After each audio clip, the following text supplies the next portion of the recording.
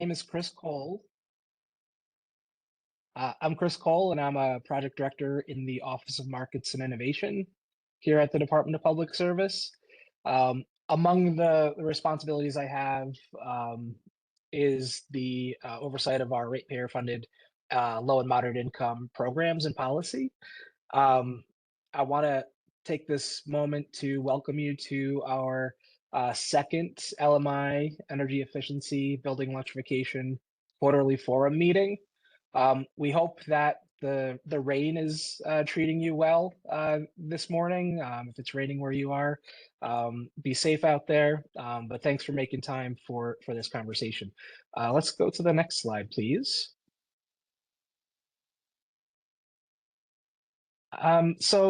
Yeah, perfect. Thanks, Colin.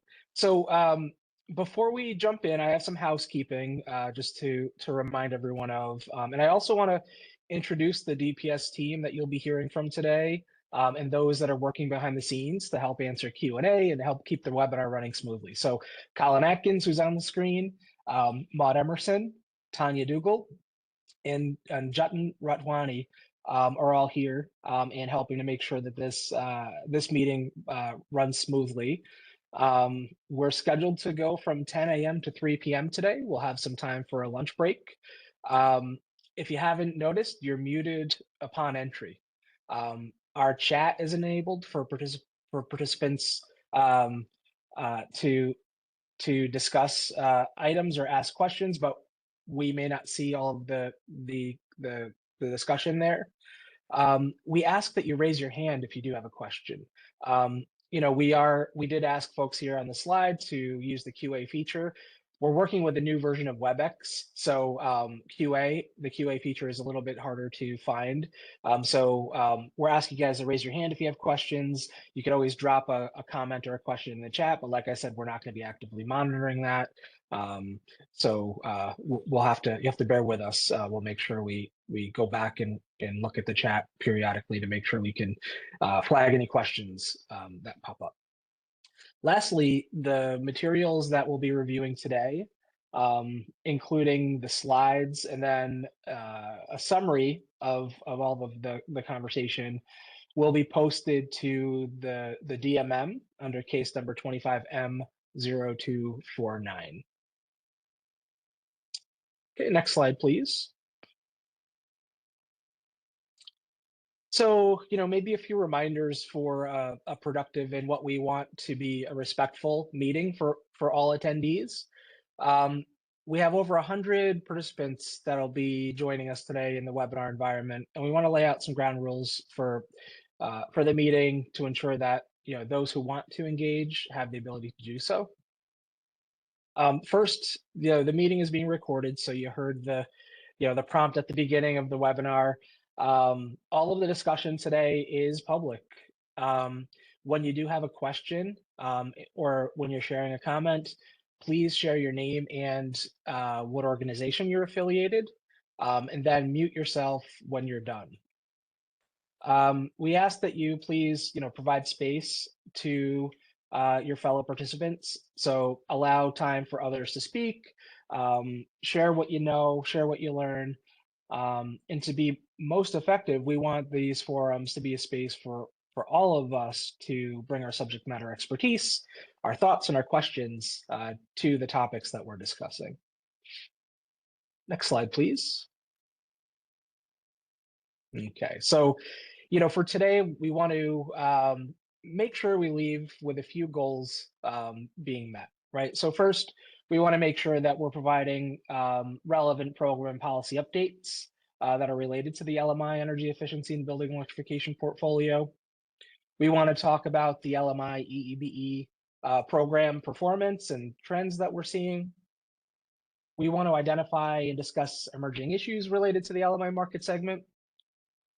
And then we want to talk a little bit more about the broader energy efficiency and building electrification landscape beyond the programs that are funded through ratepayers and the system benefit charge.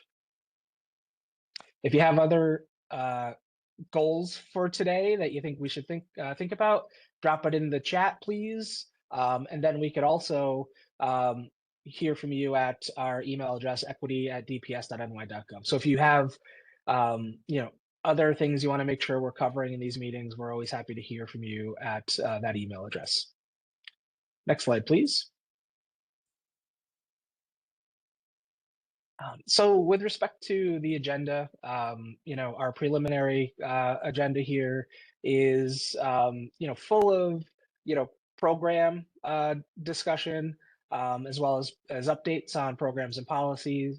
Um, we want to start with an update on relevant program and policy updates. So we'll jump into that shortly. We're going to hear from our program administrators that are responsible for running our LMI EE programs in the state. So we'll have a panel discussion with them starting at 11 o'clock. Around 12:15, we'll break for lunch. We're estimating around a 45-minute lunch break there. And then for the afternoon, we want to talk about electrification within the LMI market segment. And then we also want to talk about, you know, how we could think about serving customers that don't contribute to the system's benefit charge and maybe, you know, ineligible for the LMI EEBE programs that we're here talking about today.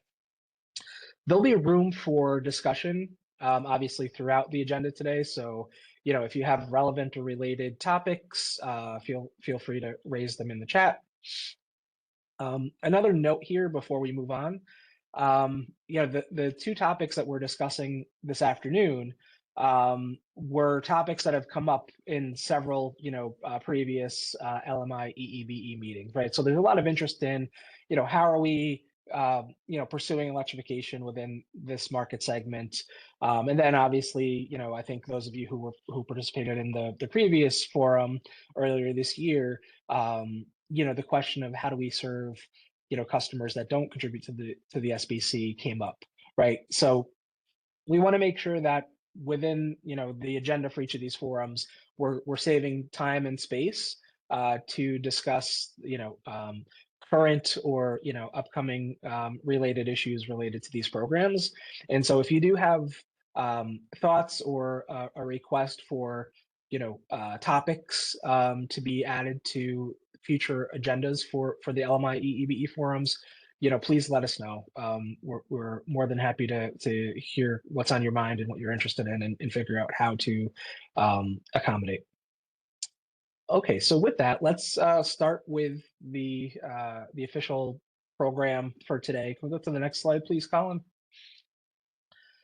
So, you know, we want to make sure we save time at every quarterly forum to talk about, you know, what's happening, you know, beyond the LMI EEBE programs, and give, you know, more broader kind of updates related to those programs before we jump into program specific content. So this morning we want to update you on some broader EEBE programmatic updates, and then also talk a little bit about some of the developments from the state budget, which was passed, as you know, earlier this year.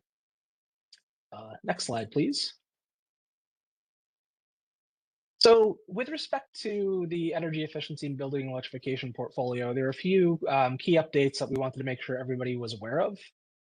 Right, so those of you who have engaged with us over the last year are aware that we've advanced a performance management framework, you know, which this quarterly forum is part of, to help ensure that, you know, the EEBE programs that are being funded over the next 4 years are meeting the objectives that the Public Service Commission has for those programs, right? And so, so obviously we're creating more time and space to make sure there's clarity on what's happening with these programs, and we're able to, you know, help to, you know, make continuous improvements on programs where it's possible.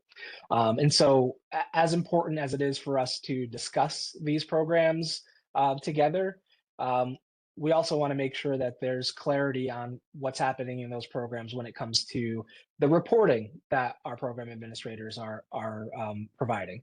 And so recently, end of June of this year, a template was filed by DPS staff for quarterly reporting for the broader EEBE portfolio, right? So this includes LMI and non-LMI programs.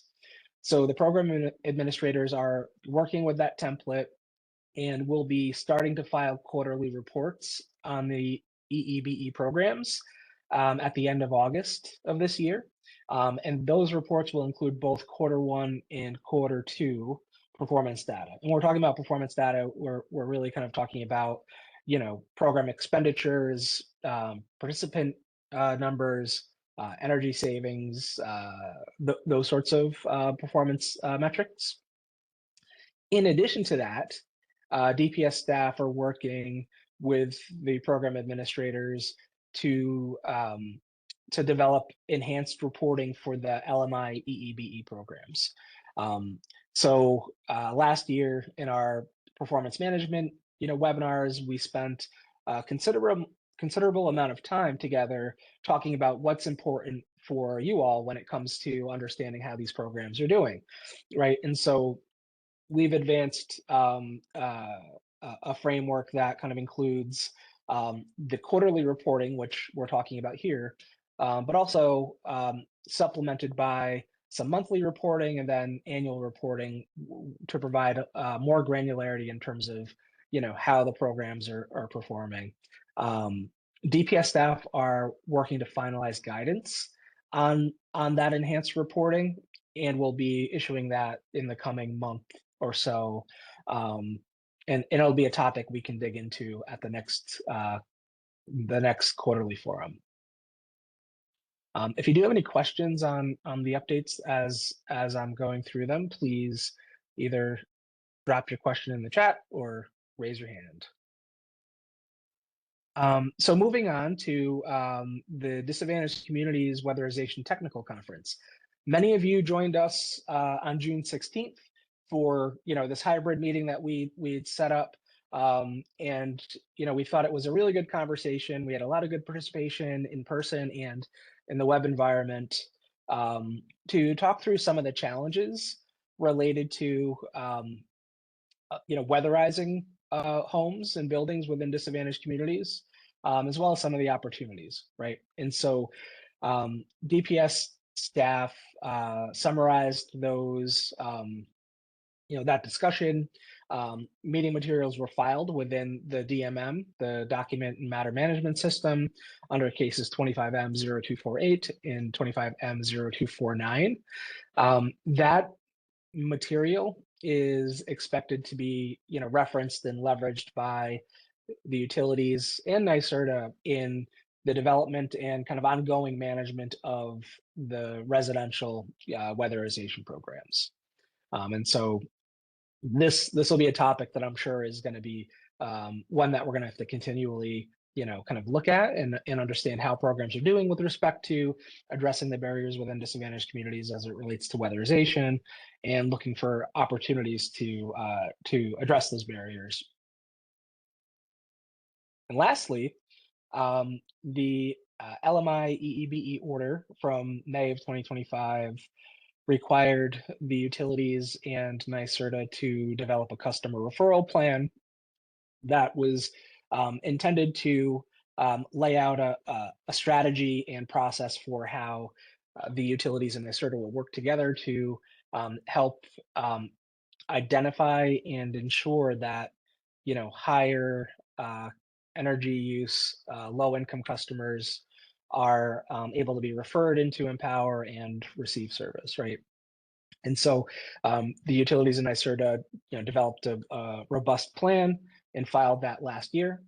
DPS staff recently, middle of June of this year, filed a compliance letter on that plan. So essentially kind of adopting some of the proposals that were in that plan, and then requiring some kind of adjustments to ensure that the utility referral process targeting Empower Plus was based on electronic outreach. So we really want to see an enhanced and improved effort to reach customers via electronic means, as a way to increase efficiency, administrative efficiency for everyone involved. That's not to say that traditional, mailing of applications and letters to customers won't continue. Obviously, not everybody is going to be active, through electronic communication means. So we're going to need to, balance those two. But we really want to see an improved effort towards electronic outreach between the utilities and NYSERDA. And then lastly, the low and moderate income EEBE implementation plan was filed by the utilities and NYSERDA on June 1st of this year, and that is currently under staff review. And we expect to issue a compliance letter to accept the plan shortly. Okay, let me pause there. Do we have any questions from attendees so far?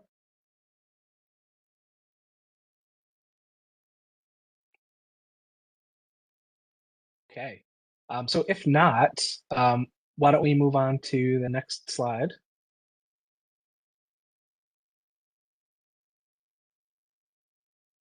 And Chris, we do have one question that just came up in the chat. Oh, great. Have there been any studies done to see what is the best way to contact low-income families? Thanks, Michael, for the question. So, that's a good question, and one that we're eager to hear. Any insights that this collective group has on ways to better contact low income families. I will say, as part of the customer referral plan, NYSERDA and the utilities will be doing a process evaluation for Empower referrals to really look at what has and hasn't worked in the past, and obviously that would help inform kind of the evolution of the referral strategy between the utilities and NYSERDA. But thanks for raising that, and if folks have research that they're aware of related to communication with lower income households and the best way to kind of get their attention, please drop it in the chat, and we're happy to come back to that. Okay. So in addition to the EEBE program updates, we wanted to spend some time just to highlight some of the developments from this last year's state budget, or I should say the fiscal year 27 state budget, which was passed earlier this year. The one thing I'll just say before covering this content is, it's still a little early, and state agencies are still working through implementation details on these items. But we wanted to make sure that we're sharing these updates in the spirit of making sure everybody's aware of what's happening at the state level, and to kind of anticipate what's to come, right? So to start with, there are a number of really kind of exciting policy developments within the state budget this year. So to start off, the state budget requires the Public Service Commission to establish an Excelsior Power program, which would really kind of focus on demand response and remote operations of smart thermostats. There was an appropriation of $33 million to the program to help provide monthly bill credits to participants in Excelsior Power. This is an initiative that the Public Service Commission will be addressing in the near future. There was a reappropriation of $50 million to the Department of Public Service for the Energy Affordability Guarantee pilot program. So I think many of you are aware of that initiative that was initially advanced as a complement to Empower Plus.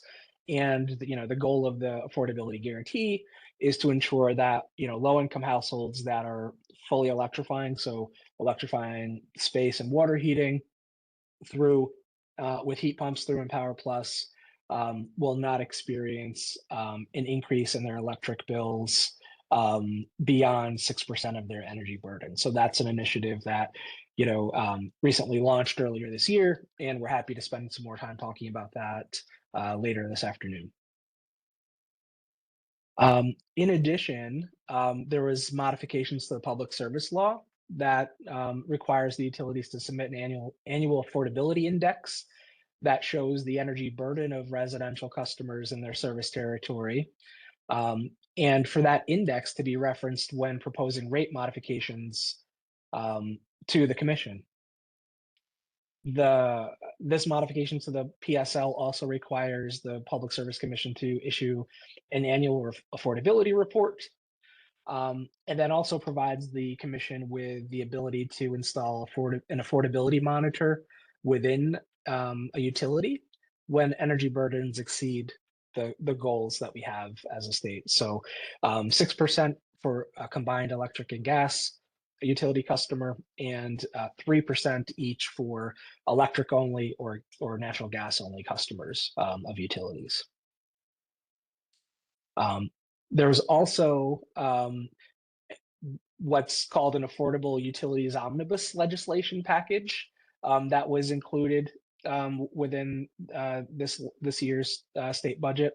And so this omnibus package includes provisions that are related to utility oversight and regulation by the Public Service Commission, as well as modifications to the rate case process, notably kind of extending the amount of time that a rate case can take.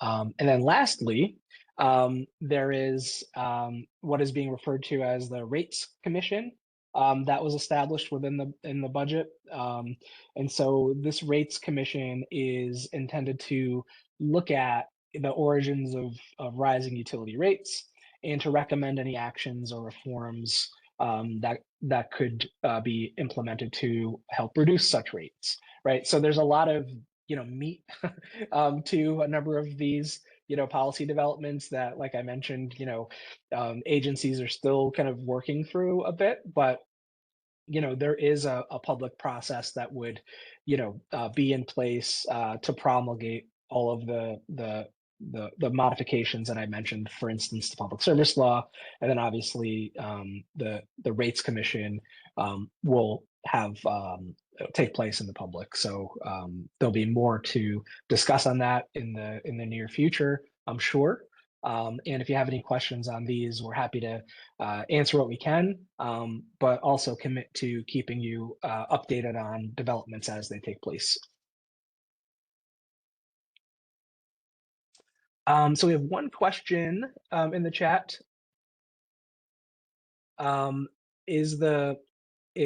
So in terms of the rates commissions that related to Con Ed's reliability contingency plans, it is not directly related, but it's relevant, right? So the rates commission is the scope is really intended to look at the cost of or the reasons for utility rates increasing, and obviously reliability and capacity, kind of on the electric system is a contributing factor to electric rates, right? So there is relation there. And then we have another question in the chat. I think it's who is on the rate commission. Martha, that hasn't been established yet as far as I'm aware today. So there are the legislature and executive will identify participants to serve on the rates commission, and I don't think that's happened yet. Another question on Excelsior Power.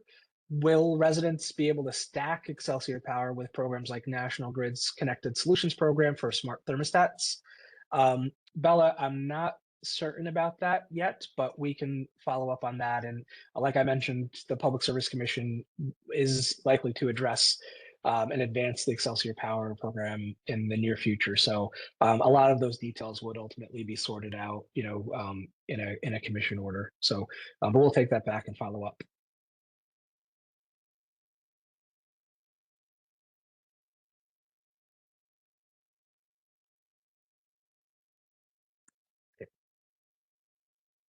So I'll take another 2 minutes here to answer the additional questions that have come in.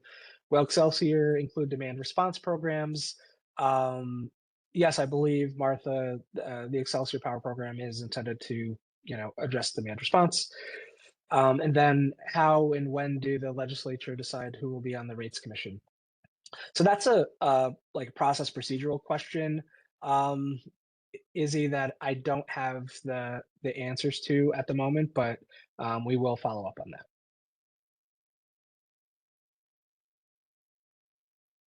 Typically, they make appointments for for participation in these sorts of bodies, and so we expect that will be the case here as well. Okay, let's go to the next slide, please. Peter, thanks for your your forethought. So Peter had a question about the Empower Plus funds in last year's Sustainable Futures program being spent. So let's pause on that question, and we'll get to that in a moment. So with respect to the state budget, there are also a number of really exciting budget appropriations that were made relevant to the work that we're here to discuss. So obviously, the State Sustainable Futures Program, there was $1 billion that was reappropriated. So dollars that were appropriated in the previous state budget were reappropriated, and then an additional $1 billion was included in this year's state budget. So those appropriations most relevant to our work, obviously, the Empower Plus program was appropriated $150 million. Our colleagues at Homes and Community Renewal were appropriated $150 million to support decarbonization programs. In addition, there are a number of other energy and decarbonization initiatives that were provided funding through this year's appropriation. So the Clean Green Schools program at NYSERDA was appropriated some funding. The thermal energy network projects were appropriated $150 million, up to $75 million for zero emission transportation, and then $200 million for New York Sun and $100 million for NYPA renewable energy projects. So the details on some of these appropriations and how the funding will be programmed and implemented are still being worked out, obviously, but we wanted to make sure you were aware that these funds were being made available to support the decarbonization work that we're all here to support. And then lastly, HCR also received an additional $3 million for the Green Affordable Pre-Electrification Program, or the GAP program, that is, focused on pre-weatherization and electrification investments that are necessary in homes and buildings. Let me pause for a minute here to see if there's any questions we can answer, and then I know we have colleagues from HCR and NYSERDA on the line, and I don't want to put anybody on the spot, but if there's any additional color that you want to provide on the budget appropriations that you all have received, this could be a good time to do that.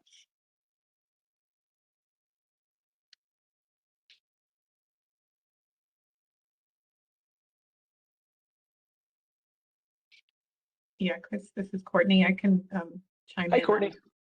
I can chime in on some of NYSERDA's and answer that question as well. I'm just checking to see if any other questions have come in.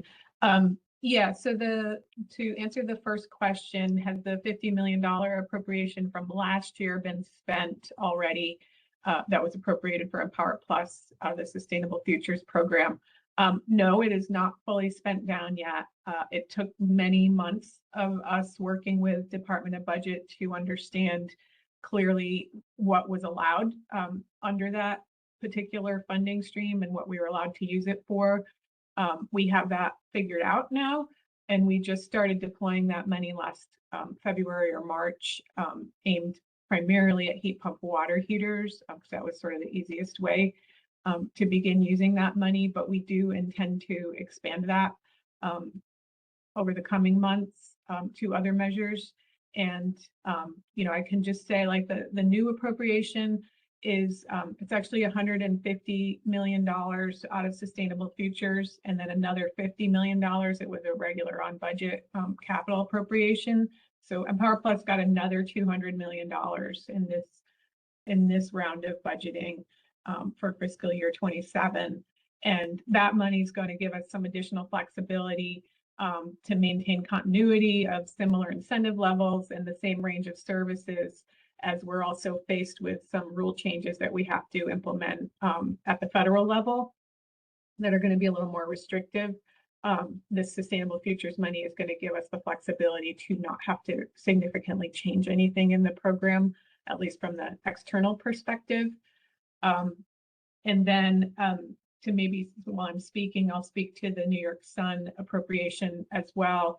Our plan for that at this point is that at least 45% of the benefits of that appropriation will be used for disadvantaged communities. And then also to note that with those two appropriations together for Empower Plus and New York Sun, we're looking at a combined program offer that we're calling Total Home that will enable Empower Plus customers to benefit from solar and battery storage as well, where that makes sense for specific applications. So we're still working that out on how that's going to look, but that's kind of the lay of the land for right now. Thanks, Courtney, for providing that helpful update. And I hope that answers the questions that have come up. And Courtney will be on our next panel and will give us more kind of information on what's happening with Empower Plus.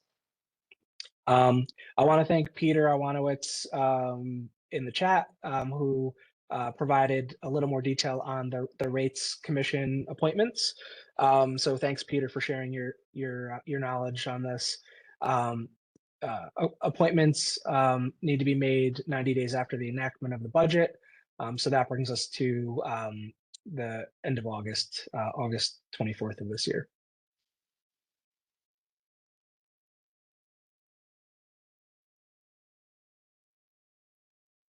Okay. And with respect to the GAP program, I don't mean to put Samantha on the spot, but Samantha, is there anything that you could speak to with respect to the GAP program? Of course. Hi, everybody.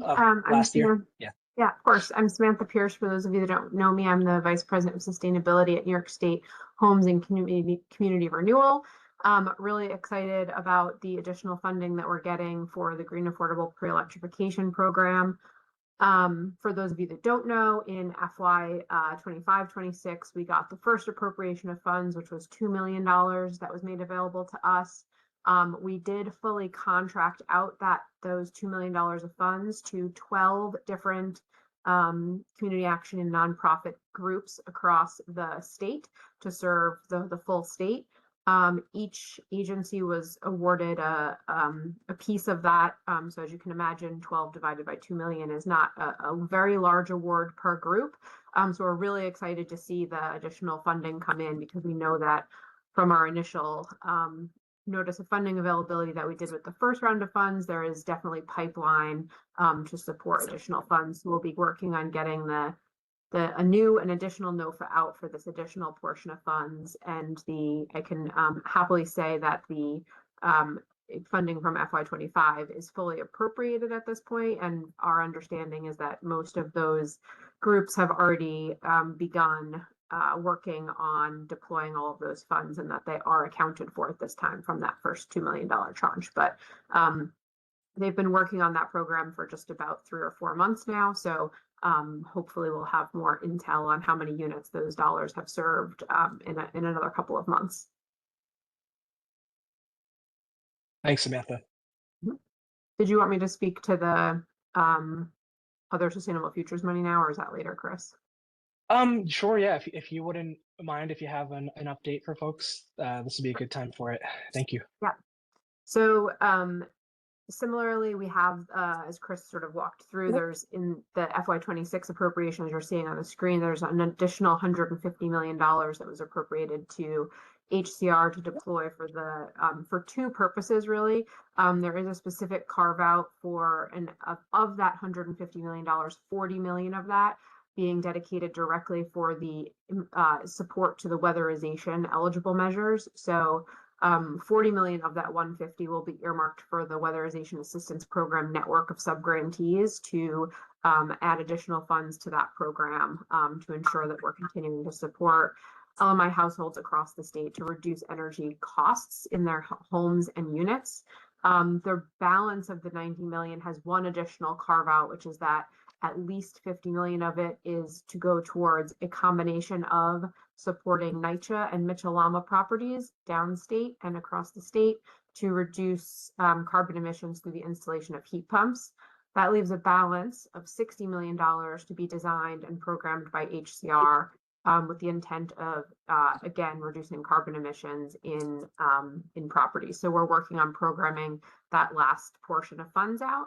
And we are definitely leaning on some of the existing programs that we already deploy as methods for deploying those funds in a way that makes sense for the market. So this likely will look like continued support for our standalone Clean Energy Initiative program and our all-electric multifamily program known as AMP. So happy to talk more about those. Again, as Chris mentioned, that's sort of just our preliminary design and methodology and a little insight into what the appropriation specifically calls out of how that money needs to be spent and allocated. I do see there's one question just about GAP, which is, do I know if it will open to new applicants or if funds will only be for existing subrecipients?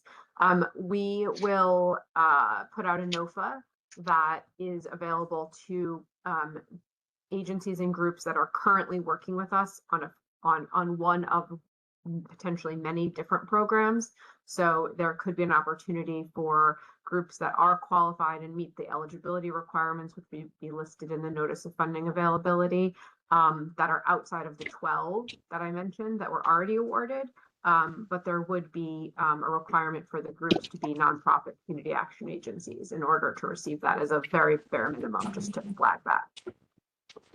Thanks, Samantha. I want to recognize someone who's been patient in the queue. So Frank has his hand up for a little bit now. So I want to go to Frank, but before I do, just want to make the link. So Samantha mentioned the NOFA. She also kind of explained what it was, but just for those of you who didn't catch it, a NOFA is a notice of funding availability, and it's kind of like it's a version of a solicitation, right? That agencies would use to, deploy funds and implement programs. So thanks, Samantha, for the detail there. Frank, do you want to go ahead and unmute yourself? Yes, this might be a premature question, but with the changing of the IRA funding and the homes funds, the rule change includes now funding from federal level for partial heat pumps. I know the DPS has asked for white papers for feedback on this. With the new funding available, which now allows for this, is this something that's going to be revisited to allow market rate people to explore partial load heat pumps versus all or nothing? Thanks, Frank. Yeah, so that's something that we would still need to work through. I can't answer that today, but certainly acknowledge the change in the IRA rules, and I think maybe we could ask Courtney under the next panel to just give a brief update on that. Thanks in advance, Courtney. Just so people understand kind of what those changes were in the event that folks are not aware. So thanks, Frank, for raising that.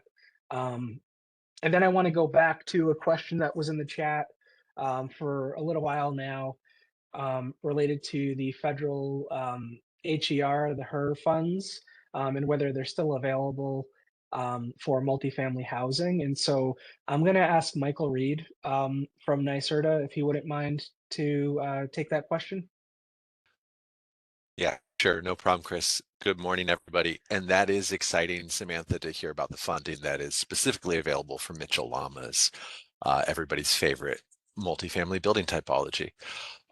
So I think with respect to multifamily and the HER program, I think this also ties a little bit into the point that Frank just raised. So back in, I think, June of this year, the Department of Energy came out with new guidance with respect to the IRA home energy rebates. This was much appreciated by much of our fellow states because many states were waiting for DOE guidance in order to actually proceed with making those rebates available. New York State, which had been, first in the country to deploy the IRA rebates, we have to make a series of changes to our programs, basically, to come into compliance with the new DOE guidance. One of the new pieces of DOE guidance, which Courtney is both more qualified and well-versed to speak to, is within the homes program, prohibition from funding fuel switching measures. So Frank, I hear what you're saying about partial load electrification, but I just want to highlight that DOE no longer allows a fuel switching conversion from nat gas to electric via this funding source. So that's just like a, heads up there. And then on the multifamily side, yes, the HER program, we're making some adjustments, but that is a funding source that is currently available to very specific regulated affordable housing type projects. And we're working with our housing agency partners to figure out how that funding source, that federal funding source, can be better deployed through affordable housing agency pipelines, and intend to provide more details on that once we have aligned with DOE, put forward all of our program changes and have their approval. So more information to come probably in the fall on that one. Great, Michael, thanks so much for that update.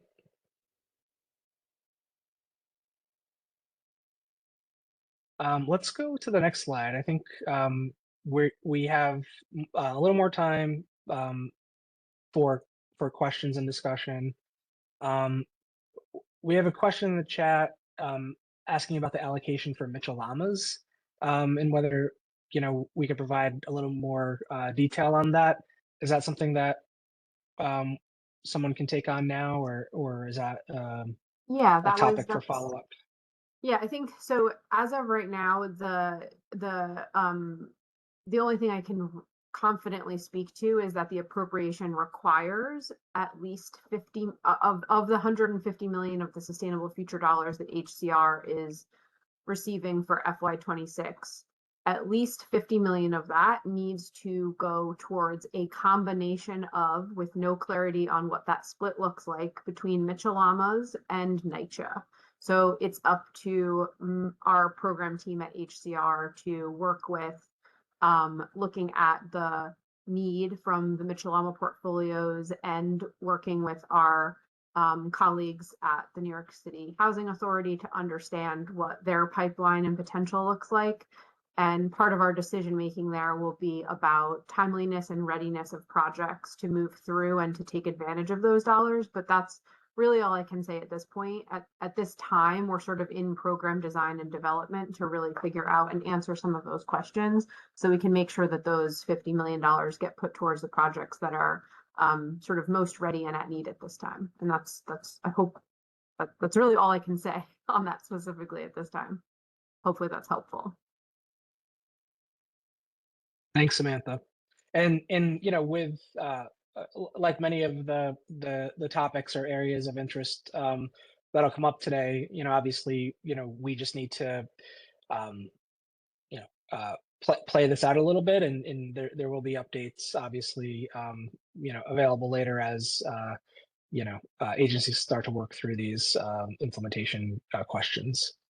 And so obviously we'll commit to keeping this group up to date on the developments related to these exciting, programmatic budget allocations, and also the policies that were outlined in the state budget for this year. Let me just maybe do another call for any questions that folks have. before we transition to our next agenda item?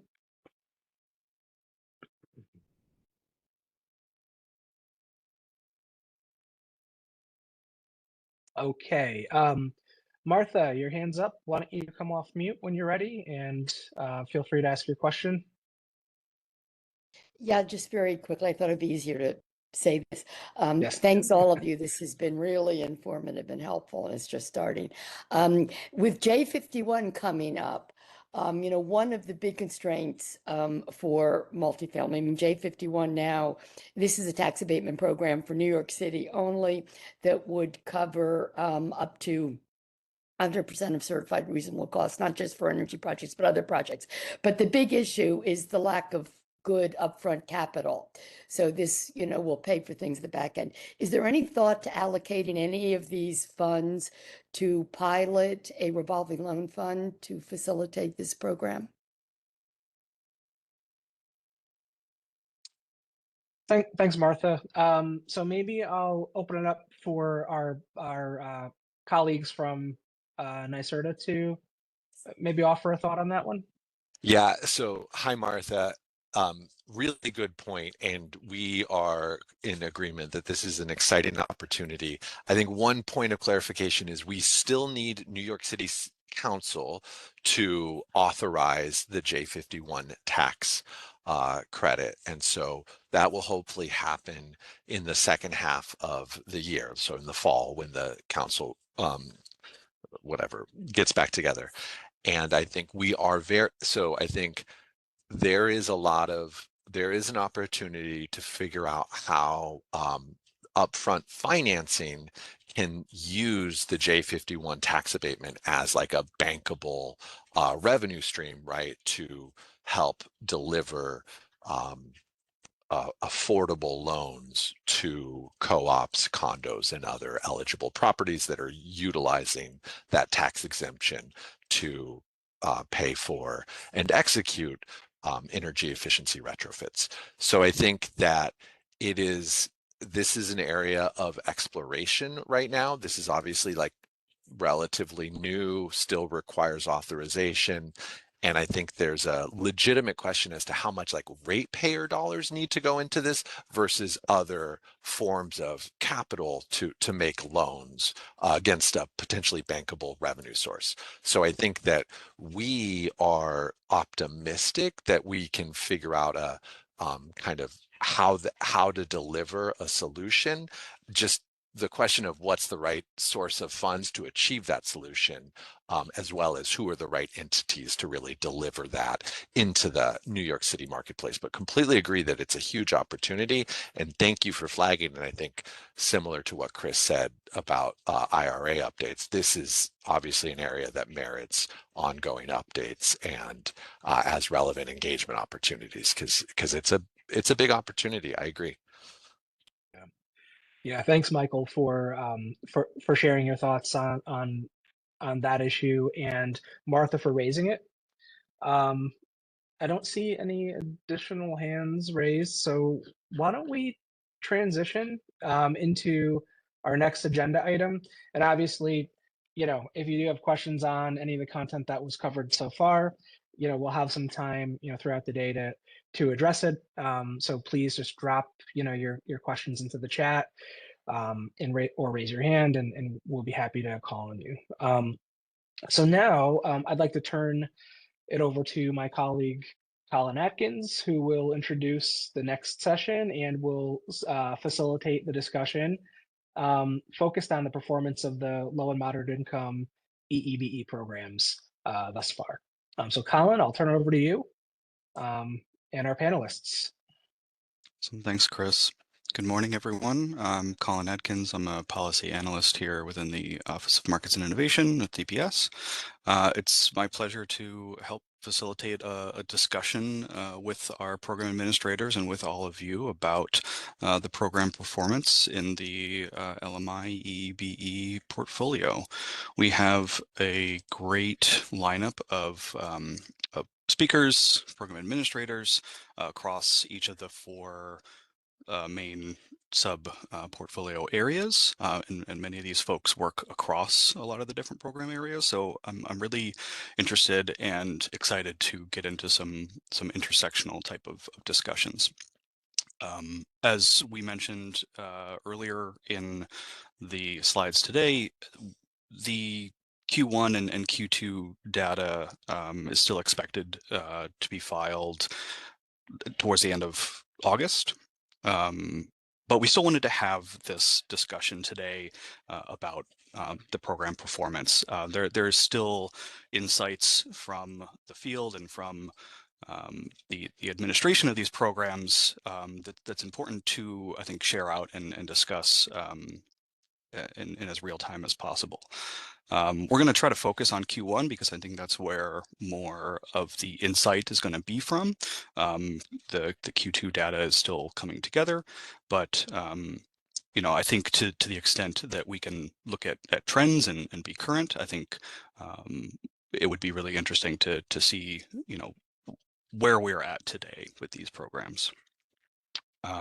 So with that, I want to welcome all of our panelists, Courtney Moriarta, Scott Oliver from NYSERDA in the 1 to 4 family residential unit, Michael Reed, Pamela Miller, Maria Cangiano, also from NYSERDA, Affordable Multifamily Programs, Sam Pastrick at Con Edison, Sam Howe from National Grid, Angela Alozzi, Michael DeRamio, and Andrew Neufeld, doing a lot of excellent work in general awareness and education programs and marketing.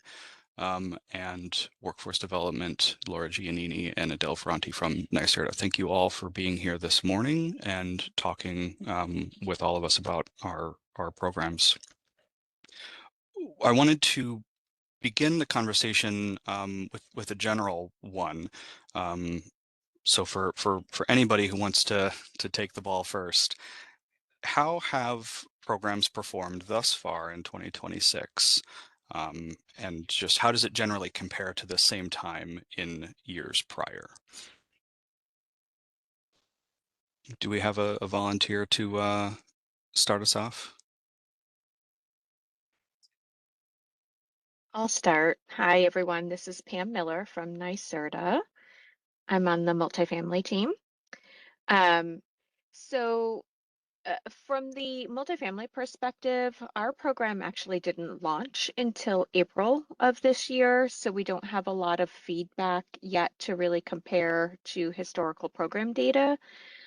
We went back and looked, and for our legacy multifamily performance program, the last full year of operation that we had for upstate New York, which is where the affordable multifamily program upstate is running, AMP Up.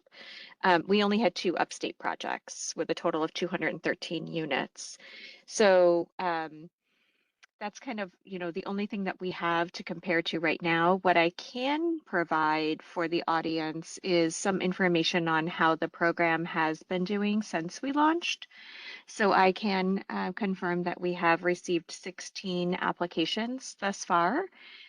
We have 48 applications that are started in our system, but have not yet hit the submit button. So they're still working on collecting documentation and finalizing the application. Since March, we have received 68 formal inquiries through our process using JotForm. And of those 16 projects that have submitted so far, we do have 5 that we have committed funds for, and that's around right around $2 million right now. That's the update for AMP Up. Thanks, Pam, for sharing that. Sure.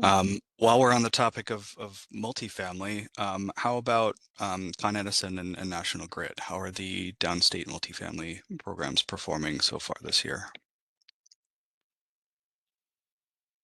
This is Sam Pastrick. I would note in preparation for this, the SAMs representing Con Ed and National Grid respectively, we did put together a slide, so happy to flash numbers on the screen. That being said, at least from Con Ed's perspective, obviously we're co-administering AMEP, the Downstate Affordable Multifamily energy efficiency program. Our rate of incentive commitments, actual expenditures in the first quarter, that then corresponding to completed projects, and also, those forward looking in the pipeline. At a high level, they all generally correspond to the last 2 program years. At the same time, committed expenditure is up by about $5 million as compared to the first quarter in the last program year. Incentive spend tied to acquired projects in the first quarter is up by about $1.5 million as compared to the first quarter in the last year. And the dwelling units associated with those completed projects generally correspond to that same amount. Pipeline looks strikingly similar to the first quarter, at least those projects that were thrust into that pipeline in the first quarter of last year. The most material change year over year, outside of the 5 million plus in additional commitments that I'd mentioned, is the savings per unit. So we're seeing sort of a notable uptick in average savings per unit as compared to the first quarter last year, which more or less carried through the entirety of program year 2025. And so that really is the general story from Con Ed's end. Sam H, do you want to take National Grid? Yeah, on the National Grid side, across both KEDLI and KEDNY service territories, we've committed just under 900,000 in incentives and spent 78,000 supporting about 850 dwelling units. Comparatively, last year, we committed 1.6 million and spent about 250,000. So a bit of a difference. But again, we have shifted the portfolio quite a bit away from some non-strategic and neutral gas measures towards the strategic weatherization offering. And so it's first quarter has been a bit of a directional shift, but I think we've seen a lot of momentum in the weatherization pipeline following Q1. Our annual savings have trended down directionally, at least for Q1, across KEDLI and KEDNY. So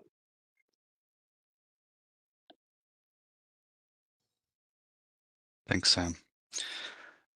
And I can hop in too on the technical assistance side of NYSERDA, Colin. If you don't mind. Hi, I'm Maria Cangiano, working on the technical assistance multifamily programs. So Flex Tech primarily, also SAMES and OSEM. So can just share that we also are seeing a similar trend where there is a lot of new projects that are still coming in.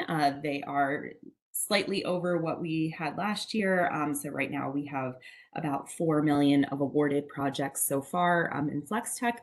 That doesn't include SAMES, which is our small affordable multifamily energy studies, nor our OSEM program, so which is intended for larger portfolios. So we're definitely on trend to continue with a good amount of commitments similar to years past. So just to share that for the technical assistance side. Thank you. Did you come up with that program name, Maria? SAMES? I don't know. I did not. I did not. Okay. But there was a lot of discussion about it, but it was, I cannot take the credit for that. I think it was David on our end who came up with that. Michael, while we're on the subject of multifamily, was there any additional trends that you've noticed kind of from your vantage point this year over last? Thanks, Colin. Well, as Pamela mentioned, we're really happy to be in market with the upstate offering, and we weren't a year ago, so that's really exciting. And then I think the other point that I would just offer is, the other part of the NYSERDA affordable multifamily portfolio is our partnership with both HPD and HCR, what we commonly call direct injection, what HCR calls their clean energy initiative, and what HPD calls their resilient and equitable decarbonization initiative, READY, is that both of those portfolios and programs are seeing an increase in interest and a wider variety of project typologies that are moving forward. So that's really exciting. And we talked, Samantha mentioned a little bit about Mitchell Llamas. And so just highlighting that we're starting to see more of the large multifamily regulated projects come forward. They are a totally different project type. And so there's good conversations going on about how to best serve those projects. It's a little high level and vague, but that's the other part of our portfolio to represent here, Colin. Thanks, Michael. I appreciate that additional insight. Having heard from the multifamily side, let's now hear from the 1 to 4 family residential side. I see Courtney, I see you're on camera. How are things going from your side of the shop? Yeah. So, Empower Plus, we're the gigantic elephant in the room. So these numbers, just bear in mind, this is total program. This is not just looking at ratepayer funds. So this is across all funding sources. So our spending is down from last year, but that is completely intentional. So I'll give you a little background on that. It's probably important for context to understand that our Empower Plus offering, our LMI offer at NYSERDA increased 70% between 2021 and 2024. So there was a rapid acceleration that was occurring roughly between 2022 and 2024 as a result of various policy objectives. We had the $200 million in state budget funds that needed to be spent. There were a lot of reasons for that happening. But as we went into the beginning of 2025, we saw that acceleration continuing to grow and recognized that we needed to pump the brakes a little bit and to kind of bring the production back down to a manageable level that was within the budgets we have available to us. So with that context, we were spending at a level in Q1 of last year, we were running at about $17 million a month in incentives. And by Q2, we were up to as high as $22 million in 1 month of spending. Our target was to bring that spending down to closer to 14 million a month.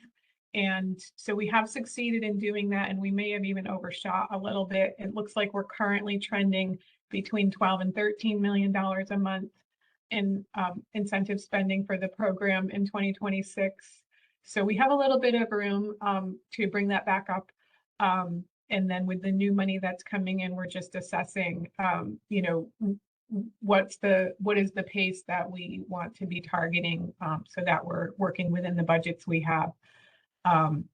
So, we spent a lot of time last year adjusting and kind of tweaking some things in the program and putting into place some pipeline management tools. And we know the contractors are very aware of this and have worked kind of shoulder to shoulder with us on trying to work through that process. So I think the good news is that it looks like we're in a good condition now with the funding that we have to maintain sufficient support to continue at this level of spending, which is kind of commensurate with the level of spending we were in through calendar year 2024, and to maintain that probably for the next 4 or 5 years. So that's kind of where we are right now. To give you an idea of number of projects, we were at a high of about 2,500 a month back in early 2025. We're down to about 1,500 a month right now. It's kind of the run rate that we're operating at for the moment.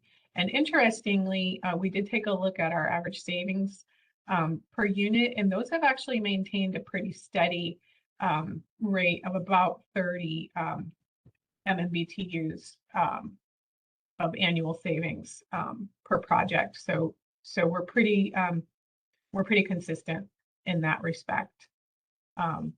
So we'll continue to monitor this and work with the contractors and the stakeholders to make sure that we can keep this program kind of operating at a kind of a steady and comfortable pace. And that's our goal. Thanks, Courtney. I want to make sure we also hear from our folks doing implementing some of the general awareness and education and workforce development programs where, you know, the outcomes and metrics being used there are a little different, maybe a little bit more qualitative. So, you know, I'd like to invite Michael, Andrew, Laura, Adele, or Anzala to share, you know, what program performance has looked like for you so far in 2026.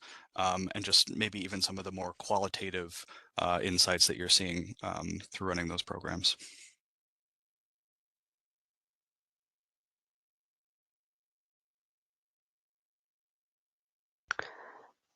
Hi, this is Laura Giannini. I can hop in, unless Michael, I saw you come off camera. If you'd like to go first. Okay, I'll dive in. Thank you, everyone. I'm with the Workforce Development and Training team at NYSERDA, and I will start with the reminder that the Workforce Development and Training programs that NYSERDA is running with EE/BE funding comes from both the LMI and non-LMI portfolios, and combined to deliver three primary EE/BE programs to support the market.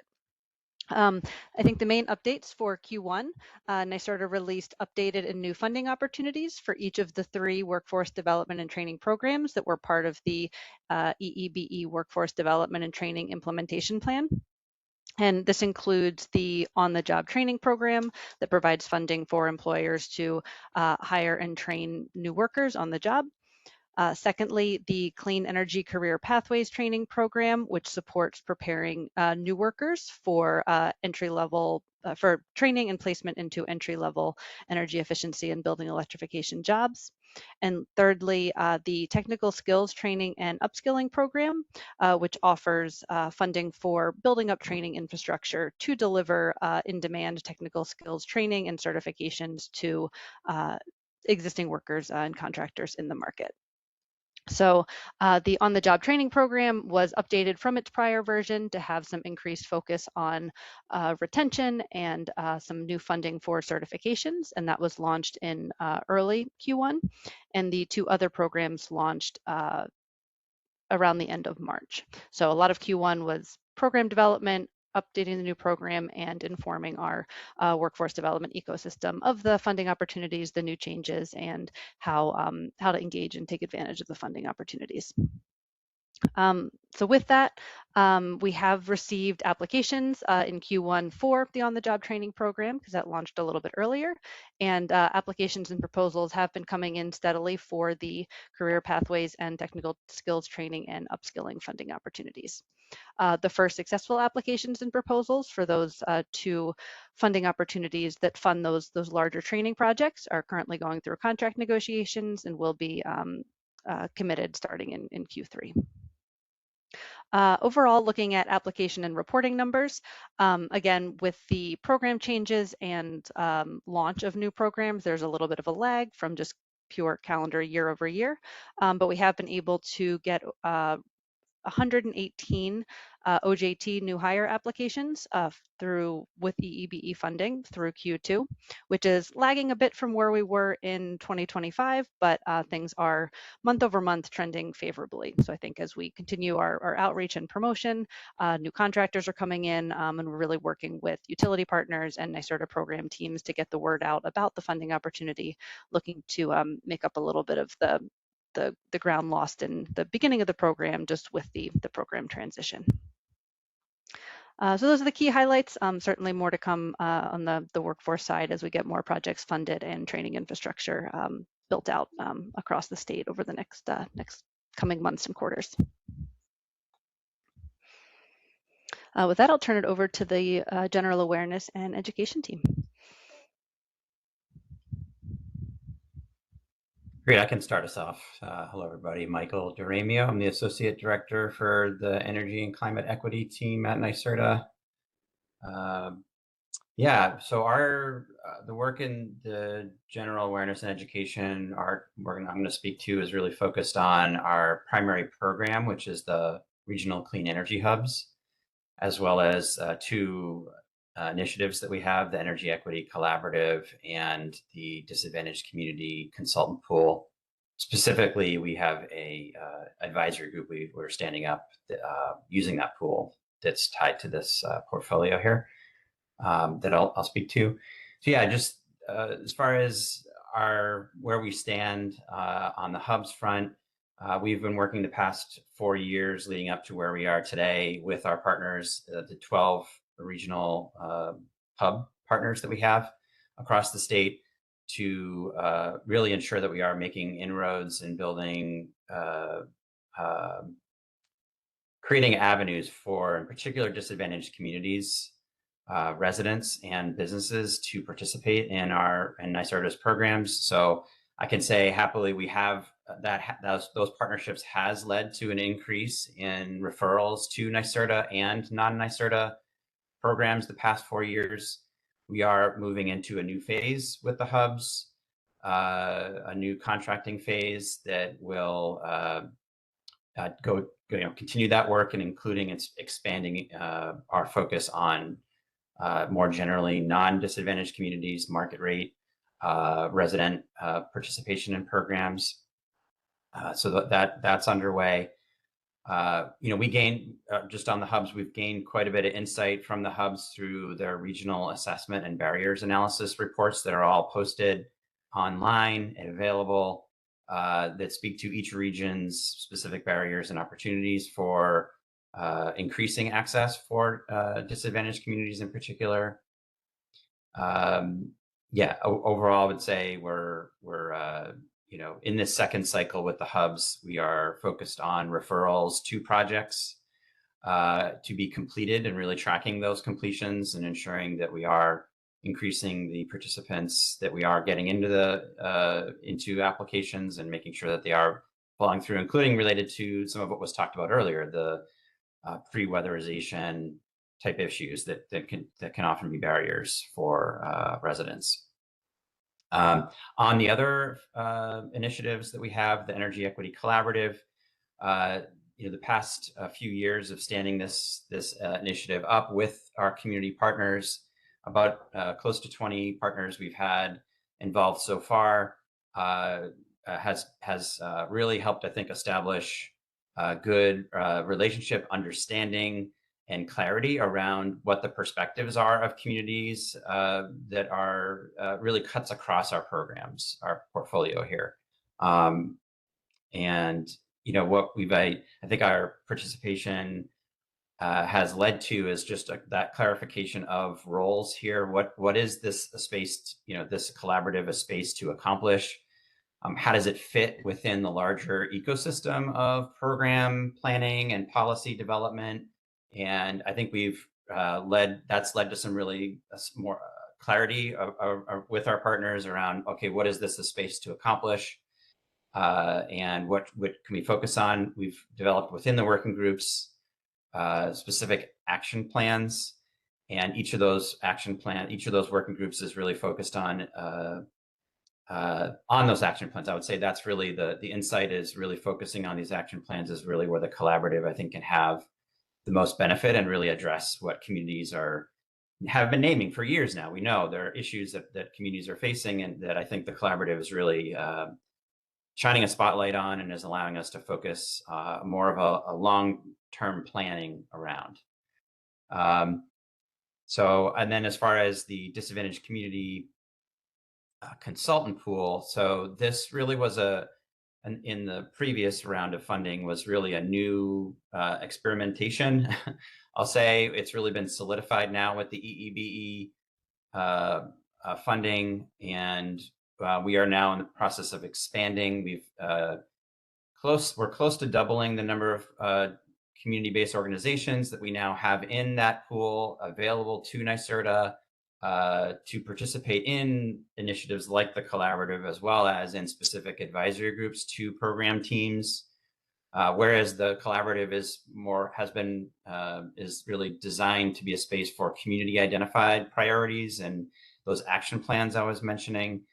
The pool can also be engaged by specific program teams, and we're doing that exact thing now, and that's called out in our implementation plan to stand up a specific LMI, a residential LMI and disadvantaged community advisory group that's available to our program teams that have just spoken have available to them to engage on program design opportunities for input based on where they are in their development of the programs. Like we've heard, a lot of these are being launched or the process of being launched, and this advisory group will continue to be a resource for that timely opportunity for input into the design of those programs.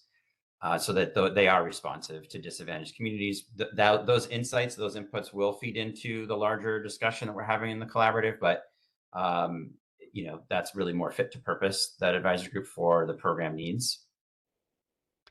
Overall, again, I think the theme here is moving into more of a maturity stage with some of these initiatives, and ensuring that there's real focus and fit to purpose engagement within these spaces, so that we are increasing understanding. We are, and then going back to the hubs, we are providing the education, providing the case management and information and project management support that's needed, so that these projects can actually move through to completion.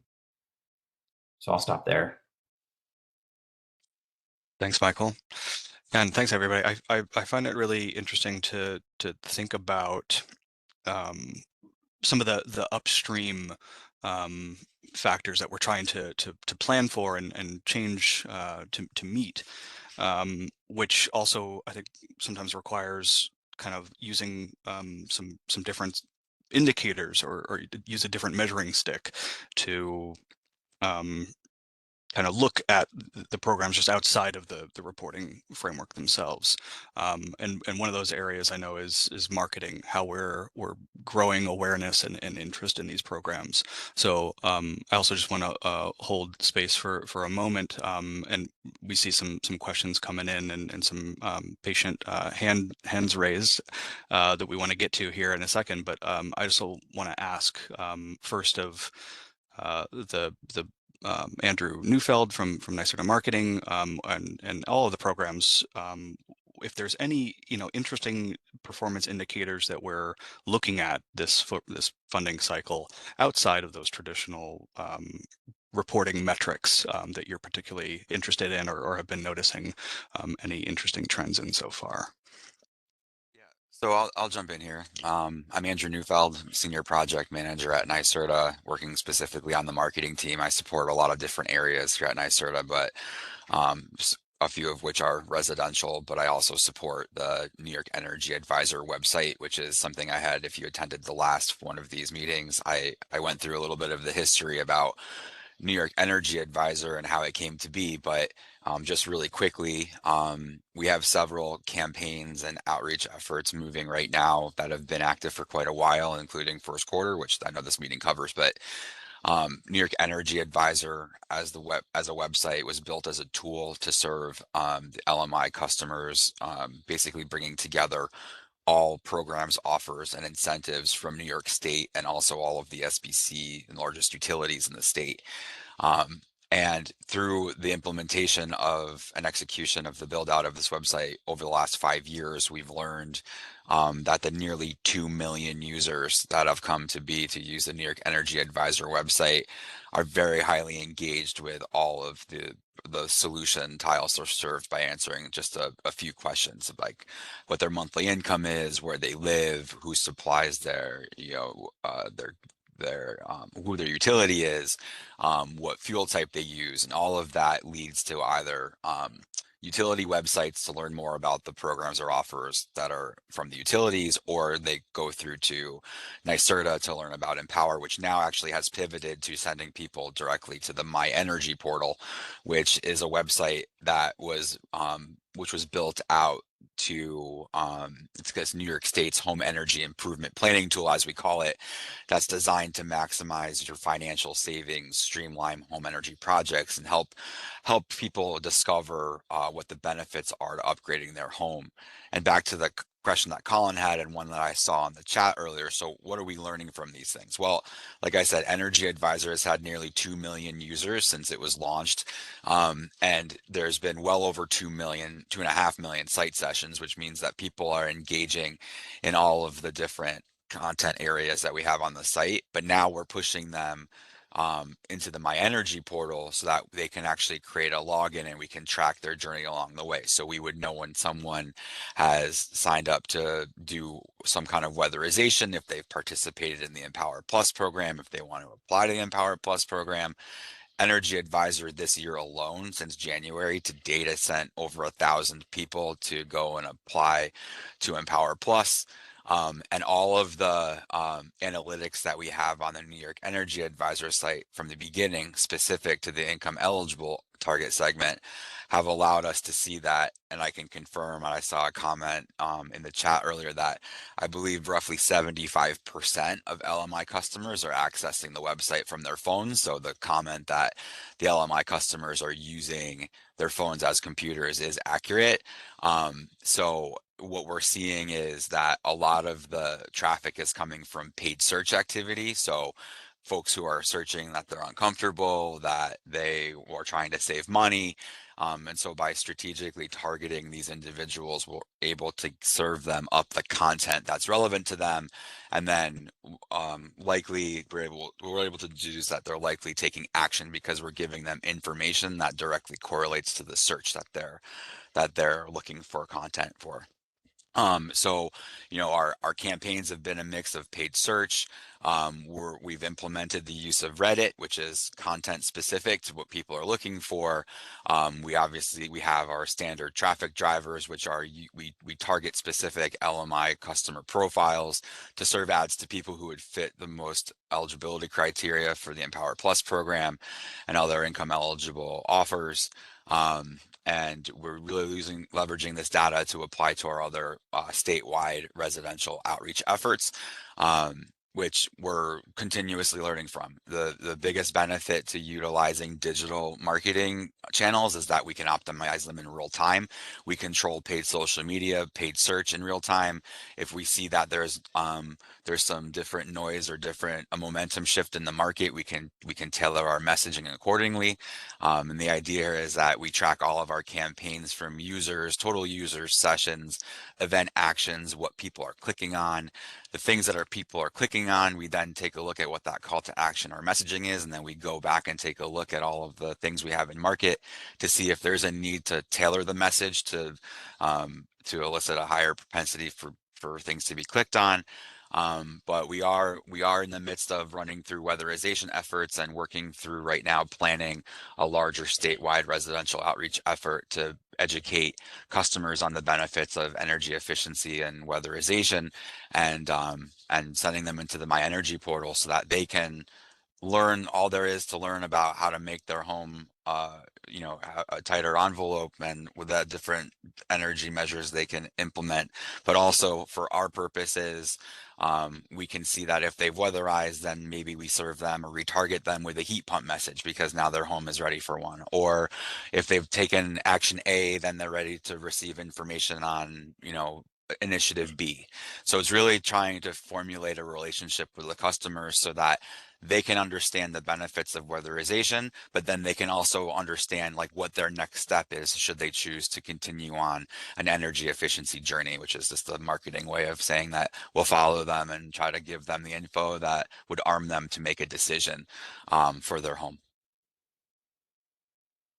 I'll pause there. Thanks so much, Andrew. Yeah, we're about to get more into some of those, kind of specific, obstacles that are being worked through and changes coming down the pipeline in just a minute. But wanted to pause here after getting this kind of broad sense of program performance to invite some questions from stakeholders. And I see there's been a hand raised here from Lisa Marshall for a little bit that I want to invite. Lisa, if you'd like to come off and ask your question. My questions are mostly for Courtney. So Courtney, I think I heard you say that you now are back down to a spend rate for Empower of 14 million a month, and you just want to keep it there for the next 4 to 5 years? And I guess I'm wondering, with the additional budget money and Reggie money that we got for Empower, I think what we hoped would happen is that the spend rate would go back up to meet the demand that clearly exists.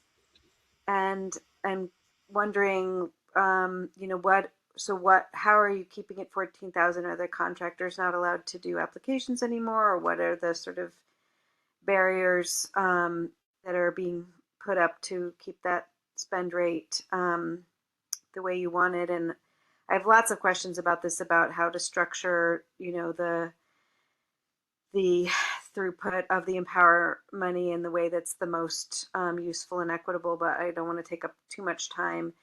I'm also related, I'm wondering, about putting out in the public spaces, especially on Facebook and Reddit and other places, these case studies and success stories from Empower with real people. I know we wanted to do a long time ago, Real People, Real Stories project with heat pumps, and I think that's even more needed with Empower. And I'm wondering if there's a thought to doing that, or if you are holding back on popularizing the program more because of the budget concerns. I just have a lot of questions about the sort of vision for Empower and going forward. And I guess I'll just close by saying that, I think it would be very useful to have like a 1-page handout that sort of describes the accuracy, the reasons why people's energy bills are going up, and then on sort of one side, and has kind of some solutions and programs that might help on the other side. There is, as you probably know, an absolute tidal wave of misinformation all over the internet about why our energy bills are going up, and we could use a lot of help in countering that misinformation with good products. So I'll stop there, but I have a lot more to ask and say about this topic. Sorry, I'll just pause there. That was a lot. I apologize. Yeah, thanks, Lisa. That was a lot. But yeah, let me address the kind of question around budgets and pace of the program operations. So the budget numbers that I laid out for you, kind of the production levels, are really around trying to work within the budgets that we have available to us, right? So we're trying to strike the balance between working with the budgets we have available to us and also providing some certainty to the market. The experience that we had in receiving $200 million from the state budget, being asked to spend it rapidly and then not having any line of sight to it being replenished, and that being coupled with the unfortunate timing of being coupled with some other kind of pretty severe uncertainties in the market and the political landscape, kind of created this bubble situation, right? And we don't want to repeat that again. So we're really looking for a path where we can have sufficient steady state funding that we know that we can operate at a predictable pace. And at least for the moment, with the budgets we have available, this kind of roughly $14 million a month spend. I mean, it'll probably bump up a little bit with the current SFP funds that we have on the table. But unless we know with certainty that that money will continue to flow after it's gone, after the first appropriation is gone, it's hard for us to try to plan for the accelerated growth the way that we did in the years between 2021 and 2024. So that's the balancing act we're trying to kind of land here. We want to have certainty for the contractors so they know how to pace, and that they're not stuck in a position where they need to lay people off, or they find that they were kind of ramping up to purchase new equipment or purchase new trucks or whatever, and all of a sudden the money's gone. So that's what we're trying to manage. I think we all know there's a lot of uncertainty in the political landscape right now. So, you know, we're fortunate, I think, that with the current 3-year outlook for RGGI funds, the 5-year outlook for the EEBE funds, and knowing now that we have this new $200 million infusion from state appropriations, that gives us some clarity and confidence that, you know, we can tell our contractors, like, this is a sure thing for the next 4 or 5 years. And then we can kind of tell our policymakers that, you know, we need to make sure that we have a plan for what happens after. So that's kind of my response to your first question. And I think for the case studies and some of the other awareness things, I might defer to Andrew. I could respond, but Andrew might be better. I'm sorry, can you just repeat the question? I was sidebarring on some questions I got. I apologize. Yeah, the question is about, Drew, putting out some little videos and other ways to sort of tell the stories of the people who got in power and how it benefited them. Yeah, so the challenge we have with this is that in the past we've had some Empower Plus customers that we've thought would be good examples or good case studies for us, and what we're finding is that they're a little bit reluctant to talk with us about, like, they don't want to share too much. So what we're trying to do is, and I work with Courtney's team to try to provide some guidance to some contractors, working with the NYSERDA participation data that we have with people who have participated or benefited from our programs, that have implemented the measures that we'd like to highlight to hopefully spur more participation, and then working with the contractors who have actually worked with the customers to tell us, like, hey, these people are very personable, and we're trying to, like, create the perfect storm of examples of case studies that we can create, but we're trying to make sure that it's people who will actually talk to us and that we can actually publish these things. And we found that when we've tried to create even simple static non-video case studies, getting information out of customers has been a little bit tricky. So we're trying to work through a process to make it more efficient for us, but also make it impactful for others to understand and learn from people who have participated. Because the one thing we definitely know and have seen is that people would rather hear from people than us.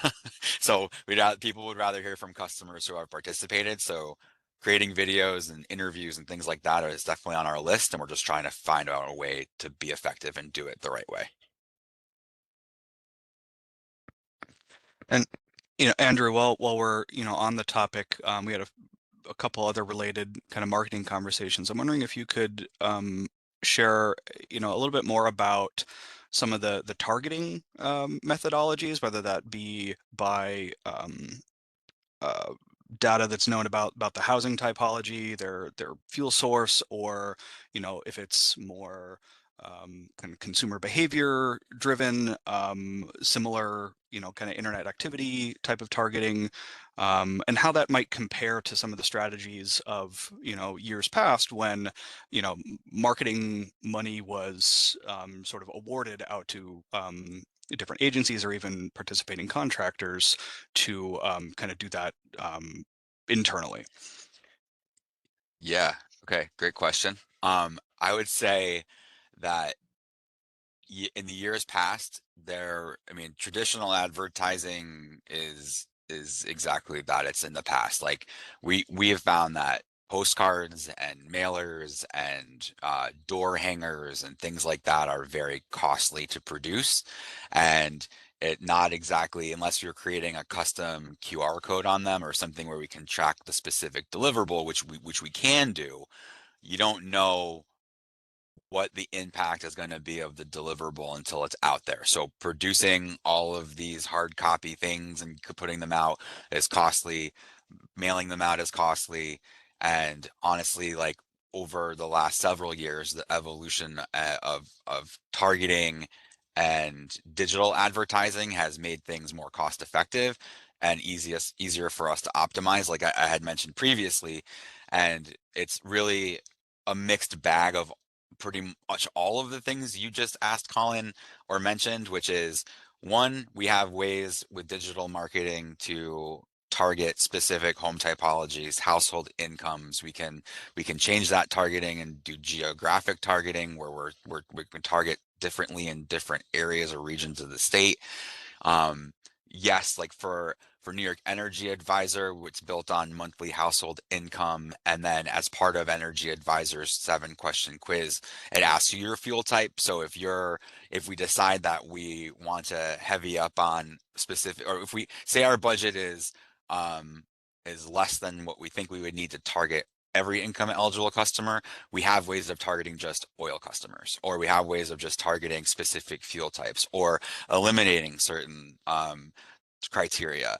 For another example with an energy advisor, just to try to make it a little bit more like an actual example, is we also have a DAC targeting tool that we've built with our agency partner KSV that specifically targets disadvantaged communities. And it's a way for us to deploy our creative and messaging through bodegas or gyms or screens that might be available at Boys and Girls Clubs or YMCAs or things like that. But we've evolved our ability to get more granular and specific with our targeting over the years, where traditionally perhaps like a bill insert is still something we would use, but like with partnering with utilities, but postcards are not cost effective, they're expensive. So how do we still reach the same audience, knowing the majority of the income eligible audience is accessing information from their phones? We don't want to just target income. We want to target income, but also what people are searching for. So my house is uncomfortable. How do I save money on my bills? Like, being able to target specific criteria allows us to create targeting profiles, and it just depends on what the initiative or program or outreach objective is. And that allows us to really create our own targeting criteria, so that we can make sure the right message is getting to the folks who are most likely to take action on what we're trying to get them to do. There was another question in here about, maybe I'm paraphrasing or changing the question, so please correct me if I'm wrong, but when we've been in market pushing a program and contractors have also been in market pushing a program, we have seen an uptick. I don't have those numbers in front of me right now, but we have seen a higher level of engagement with our programs and our site pages, because there's more people being driven to them, right? So in times where we've had cooperative advertising programs, cost share, things like that, we have found an increase in engagement with different program content. I will say that cost share programs and having more information out there definitely has its pros, and it does have its challenges, which is, are we going through incentive money too quickly by pushing too many people? And then obviously we want to help and provide incentives to as many people as possible, but we also don't want to give a bad experience to people where they're sitting too long waiting for an application to get approved. So when it comes to marketing, general awareness and education for any audience, yes, we've seen an uptick when contractors are in market as well, or we're partnering with them somehow to get the message out.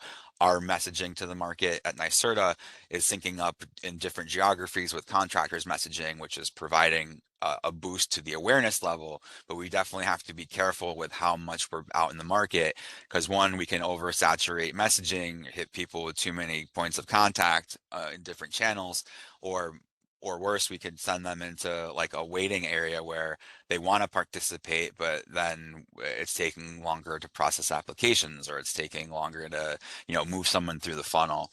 Additionally, I can say that when we're in market in general, where there's a lift in program participation for Empower Plus. I know we're not talking about market rate, but when it comes to residential with Comfort Home, we're roughly like maybe I'll call it a 30% lift in participation in applications, or at least assessments getting done when marketing is in market versus when it's not. So we have these findings across several different programs and initiatives.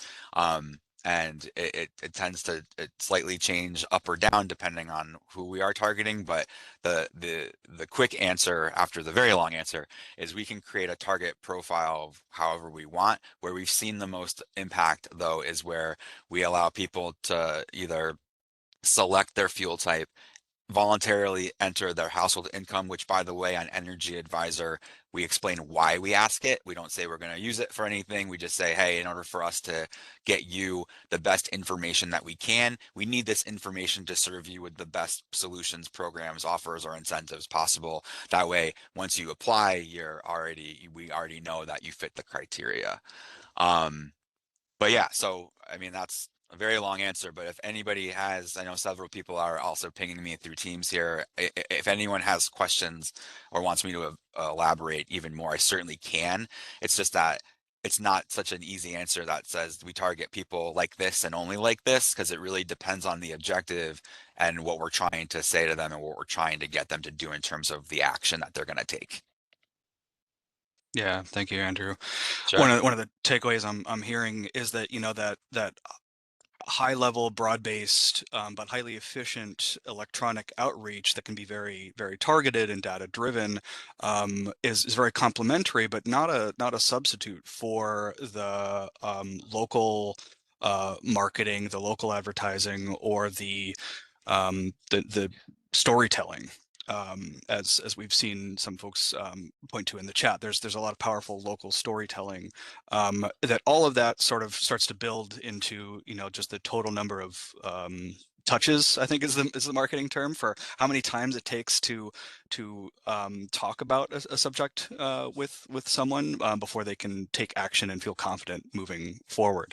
I'd like to kind of pivot the conversation a little bit from, you know, a lot of the upstream kind of awareness building activities that are very necessary and important to the portfolio, but back a little bit towards some of the programmatic obstacles that are, you know, constantly in flux.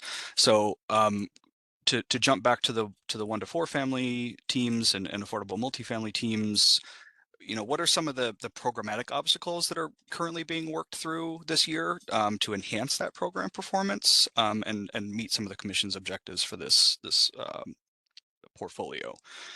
I'll just draw a little bit of attention to some of the questions we received in the chat, kind of pointing out some of the particular difficulty in right-sizing program design to different fuel sources and different technical specifications around air source heat pumps. So if there's any, you know, further delving into those areas that are being worked through right now, I think that would be very interesting. Does anyone have some thoughts on that question?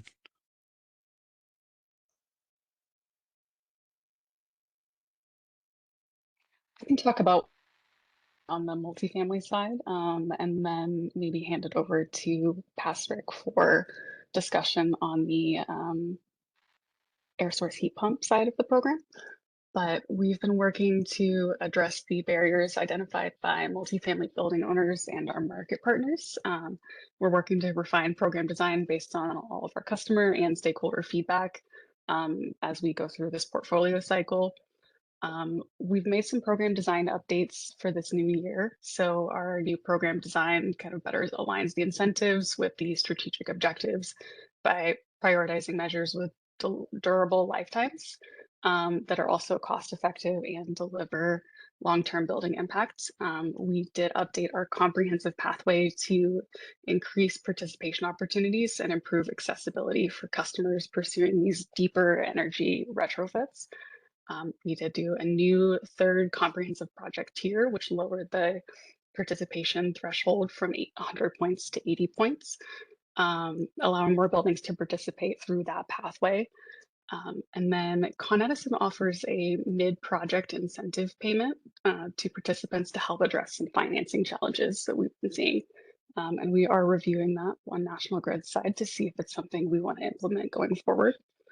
And then we've reviewed our administrative processes and simplified them to reduce customer burden, shorten project timelines, and overall improve the customer experience from enrollment through project completion. We did release a technical guide in March alongside our new program manual that clarified project technical and inspection requirements as part of this effort to make things easier. And I'll see if Sam wants to say anything on the electrification side. Thanks, Sam. Colin, I'm not sure if there was a specific question related to affordable multifamily electrification, but sort of a combination of questions. So feel free to take it whatever way you feel, Sam. Well, I recognize that as a larger group, we have time reserved this afternoon to talk about this more broadly.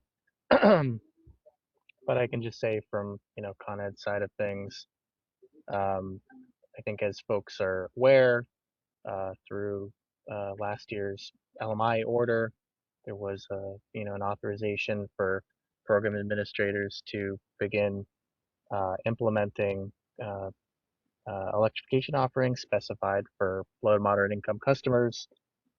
So Con Ed through AMEP, we've since launched a more formalized program pathway, handily dubbed AMEP EE or AMEP Electrification. To be blunt, at this time, we're still actively engaging with prospective customers to build, something resembling a more robust pipeline. It's a new offering for us, and we're, sensitive to not only adhere to the strictures and guidance imposed by the order, but also to design and implement the program, or the program pathway, I should say, such that we can learn, and in particular learn about what best suits the customers that we're trying to serve. So I don't know that I have a whole lot more to say at this time. Again, I recognize that we're talking about this in some greater detail this afternoon. Happy, of course, to respond to any sort of follow-up questions that you, Colin, or the team might have, or any other stakeholder for that matter. We can circle back to some of the specific programmatic questions here in the chat. I think that this afternoon session we want to look kind of high level, look at a lot of the intersectional issues. So if there's specific programmatic questions that stakeholders have, I think now would be a better time for some of those. But I guess oh yeah. Sorry. I was just going to see if I could jump in for a quick second, just while we're talking about multifamily. Just wanted to jump in on the AMP Up program. So in preparation for that program, we did a lot of stakeholder feedback sessions and looked into some of the feedback that we had received from previous programs that we were running here at NYSERDA. And I think, outside of the issue of electrification, there were a couple of other obstacles that we were seeing were kind of high on the list for those participating in those other programs. Specifically, small multifamily buildings and how those were going to be served, because they operate vastly different than the larger multifamily properties. So that was something that we took into consideration when we launched the program, and we actually developed a small building pathway through the AMP Up program that provides some additional incentives and more incentives upfront to help support the development and construction of the program. So trying to address some of those concerns that we were hearing from the market about, just their ease of participation. One of the reasons why we launched our concierge service, which is available to all projects, was initially because we were hearing from a lot of the small multifamily stakeholders saying, they don't know where to start, they don't know how to start, they don't know where to begin, or how to engage, or even to find out about this. And so that was kind of the bud that grew into our concierge service that we now offer through the AMP Up program. So I think that was that was a good way to kind of address some of the feedback that we were hearing. And we're receiving really great feedback in terms of, you know, those offerings so far. We've got a lot of people calling and saying, you know, I want to add this concierge service to my project, and we're letting them know, you know, it's built in now to the program, so you're getting it just by participating in that program. So we're seeing some positive feedback there. The other thing, and after I'm done, I'll let Maria jump in because this kind of segues nicely into this, is that we were receiving a lot of feedback about having to apply separately for technical assistance, and then you know, apply you know, for the AMP Up end use incentives. And so one of the things that we worked very closely together with our technical assistance crew was making sure that we were embedding that into the application for the program. So kind of making the AMP Up program a one-stop shop where you can apply and get all of those services together. But I'll hand that over to Maria because I think she's got some things to add on to that as well. Thanks, Pam. Yeah, so I think definitely the feedback, to reiterate what Pam said, was just the confusion, marking confusion about two different programs. So we're really excited within the AMP Up program, since that is under NYSERDA's umbrella, we can ensure that customers that do need technical assistance will receive that within the AMP Up program. Similarly, we are working with utilities, so Con Ed and Grid Downstate, to ensure that the technical assistance programs that NYSERDA is offering, primarily Flex Tech and SAMES, which is an energy audit or assessment for buildings, does feed nicely into the AMI program. So we're working and collaborating constantly with the utilities to make sure that we are aware of what the requirements are for the AMI program, to really work with customers to make sure that they have what they'll need in order to go from NYSERDA technical assistance programs into the utility implementation program. And one of the things that we also heard from different stakeholder engagements that we had was just, again, the confusion. So really, we're working with Con Ed and Grid around a common intake platform, having that available for customers so that they can go to one place. We're working with the My Energy Learning Center to host all of the program information there. So whether it's a NYSERDA technical assistance program or a utility implementation program such as AMIP, or the Upstate AMP Up program, that's all in one place for customers to really ease that journey for them and reduce the confusion that we know we've heard feedback around is a barrier to entry for a lot of customers for NYSERDA and for utility programs. And so just really working with them to kind of ensure that we are hearing them and really just trying to address and alleviate some of the confusion that is coming up. Thanks so much, Maria. A lot of great insight and a lot of perspectives on the panel. So apologies if I'm cutting anyone off or moving too quickly, because there's a lot coming in the chat at the same time. I want to jump back to a question. I think this one would be for the 1 to 4 family team at NYSERDA, from Michael Grabowski, asking, what steps has NYSERDA done to certify homes to meet the air source heat pump guidelines to be heat pump ready, to streamline for Empower and past and current projects? There's a follow-up to that, which is, you know, once a home is, you know, considered heat pump ready or ready to move to a new phase of or a new program work stream, you know, could there be some you know, alignment and handing off of some of those customers for that kind of targeted local outreach like we were discussing previously, to kind of help accelerate some of the production? Yeah, I can take that. So we are, it's a well-timed question because we're actually just working on figuring out a way that we can leverage the My Energy portal as a means of creating some sort of a what I'm calling right now a tag, that we can tag a property as being quote unquote heat pump ready or having a heat pump ready envelope. So we're just figuring out how we're going to be able to do that.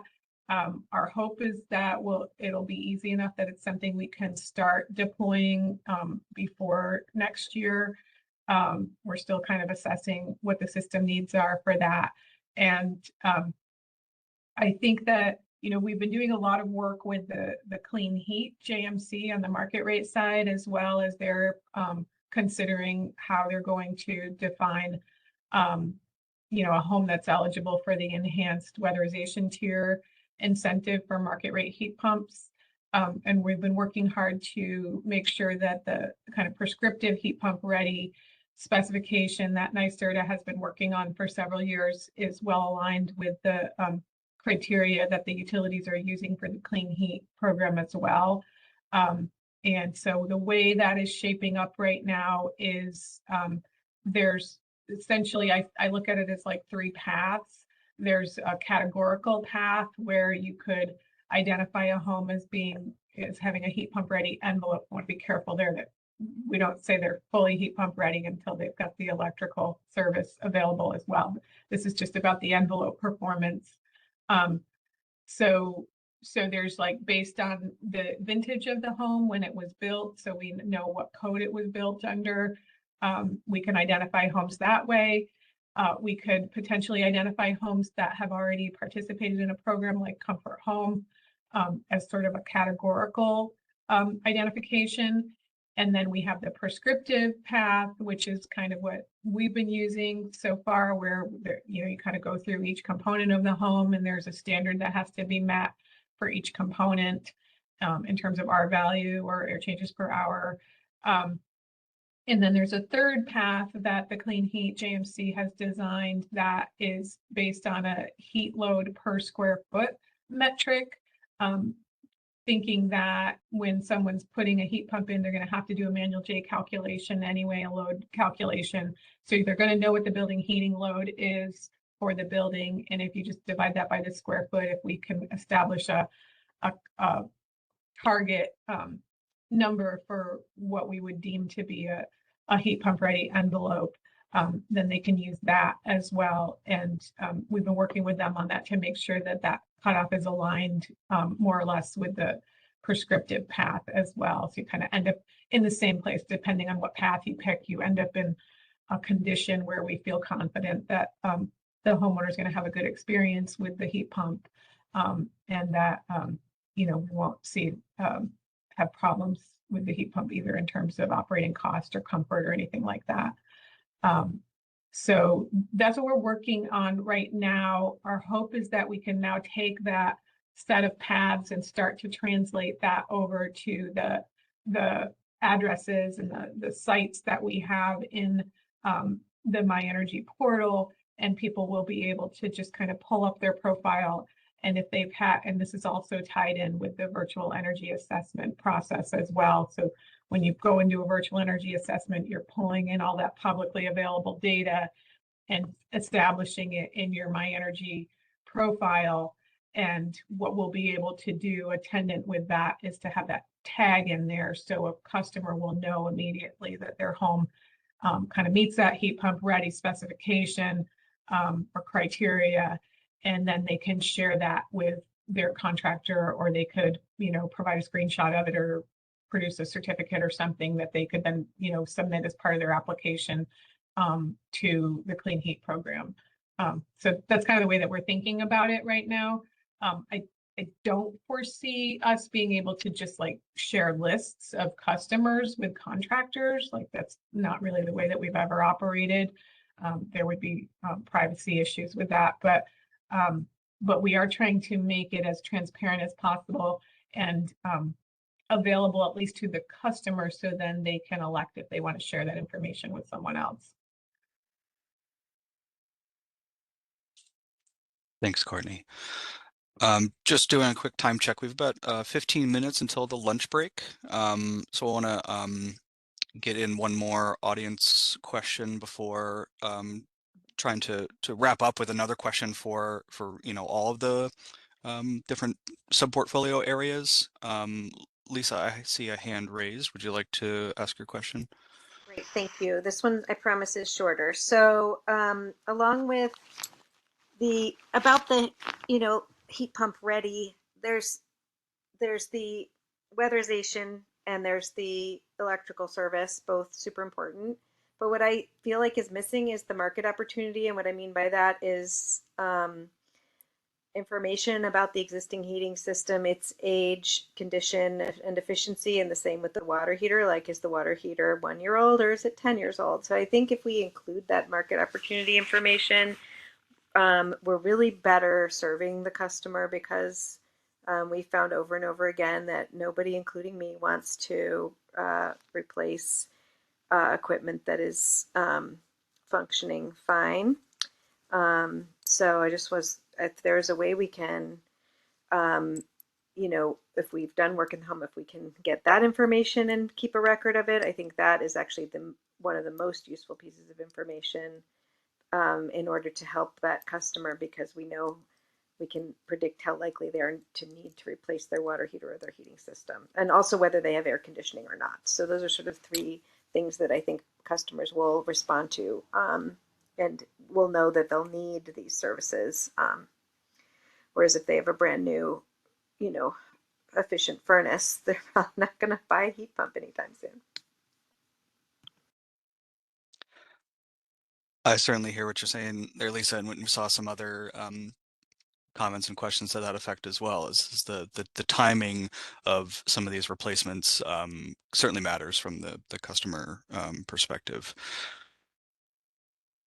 I want to make sure that we have enough time to hear from our workforce development and general awareness and education folks on this next one. So I'm going to try to keep us moving, but just note that if we don't get into all of the questions during the live Q&A, that we'll be following up with the questions in the filed event summary. So do continue to post any questions that you have in the chat, and we'll try to end with a few audience questions as well. I want to ask one more question of our panelists, starting with workforce development, which is, you know, what are the, I guess, what are the current program design considerations that you're working through? What are some of the challenges that you're tackling that you've maybe heard about from stakeholders, and where are we meeting back up with those stakeholders today to continue those conversations? Yeah, thank you. And I think I can probably speak to that in one of the questions I saw in the chat at the same time. So I'll attempt to do that. One, I think, important update is, as part of the EEBE order, NYSERDA was tasked with conducting a workforce development assessment of the EEBE workforce ecosystem in New York State, looking at the training resources, capacity, and workforce needs to deploy the state's target energy efficiency and building electrification work. This assessment is well underway, and it is on schedule to be filed with DPS and will be published in September. So as part of this workforce assessment, stakeholders were involved in some of the initial scoping and had kind of different avenues to provide kind of market insight and information to the team conducting the assessment. We pulled in and incorporated information from the RABA reports, did stakeholder interviews, broad industry surveys of employers, of potential workers, existing workers. And one of the elements of the report is it looked at regional considerations, some job modeling, key occupations, and also barriers in different regions and in the state as a whole about kind of barriers and opportunities to meet the full workforce capacity for hitting the EEBE program targets and aligning with the state energy plan. So kind of stay tuned. The assessment is underway, and that has been kind of looking at both the ecosystem and also some of is designed to inform program delivery. As part of launching the updated and new funding opportunities with the EEBE funding, we did a lot of stakeholder engagement leading up to that and made changes to streamline certain elements of the application process, clarify the funding, and we're responsive to stakeholder feedback we've been collecting all along. We are continuing to keep our ears open as people are applying to the program and kind of letting us know what they think about the changes and where we can how we can best use the funding to meet the market needs. So and one of the topics of interest both in the question and things that we hear from regional considerations is workers need individuals to hire. There are gaps in enough contractors in different regions. So with that, we are working on supporting projects that provide training and certifications to contractors that would be required through the different programs. If a contractor wants to start engaging in one of the programs and needs certified staff or needs more staff to expand work in different programs or doing more projects, we have training dollars. We're looking to work through our network of training organizations that we engage with across the state to help make these training opportunities available. The on-the-job training program is where we work directly with contractors, and that provides funding to help contractors grow their staff to be able to serve more customers. I do want to note, in terms of just areas with low contractor participation, there are some structural challenges to where businesses are located, to business capacity. Our funding really is targeted on technical clean energy training. So we're really just trying to work with partners, look at the market, understand where we can best deploy the EEBE workforce funding that we have available for that technical training, just to help try to address those most urgent gaps where workers are needed and where contractor skills need to be enhanced, upgraded, or more certifications are needed. Thanks, Laura. I'll ask the same question to Michael DeRamio. You know, what, I guess, program design considerations is your team working through, and where are some of those ongoing conversations taking place?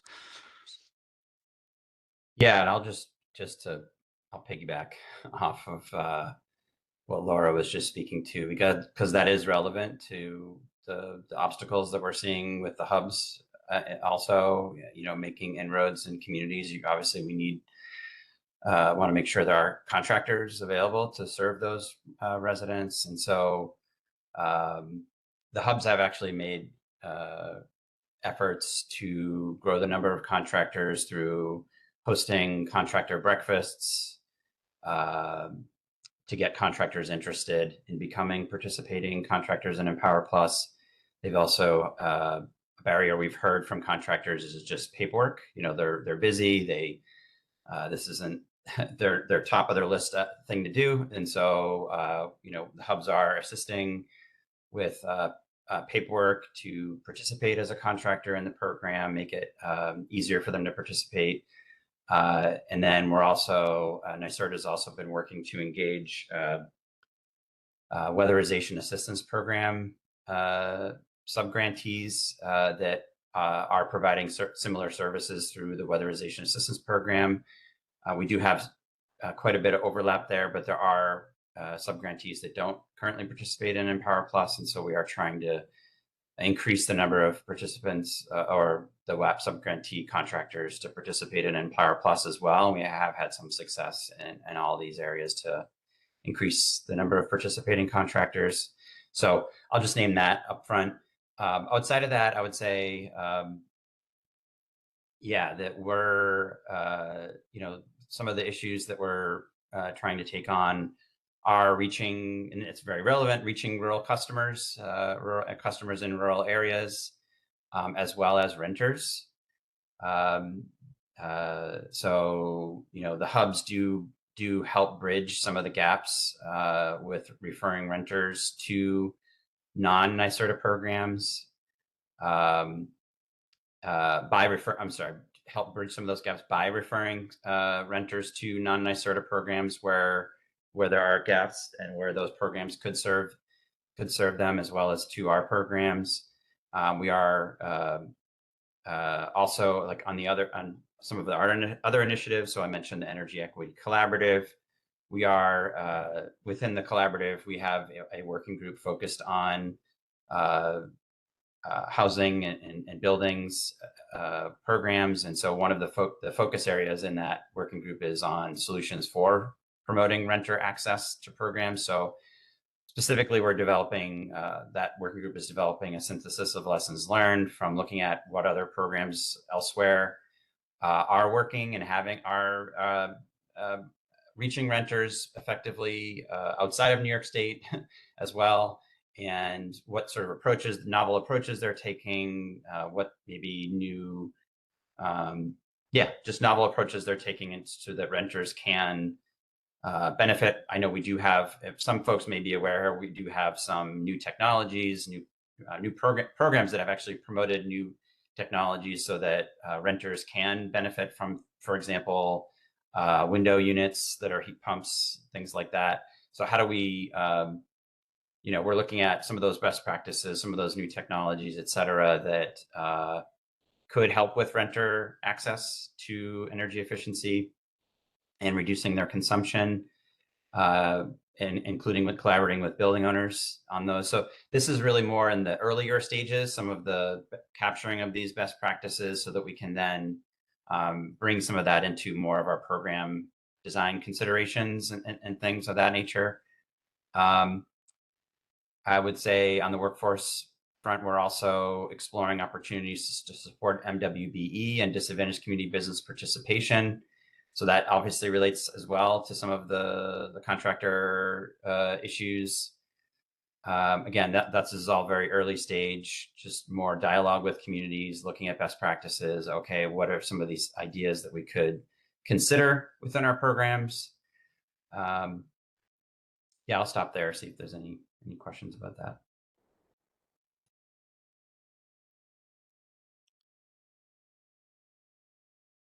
I see a hand raised from Frank Cowles. Frank, do you want to ask your question?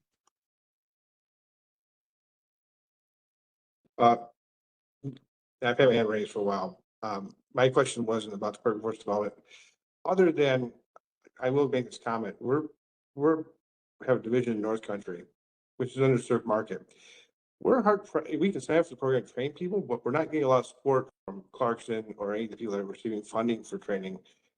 And so we're kind of questioning, is there a way for us to set up a training center? Because they're not getting anything for support other than we get subsidized payroll.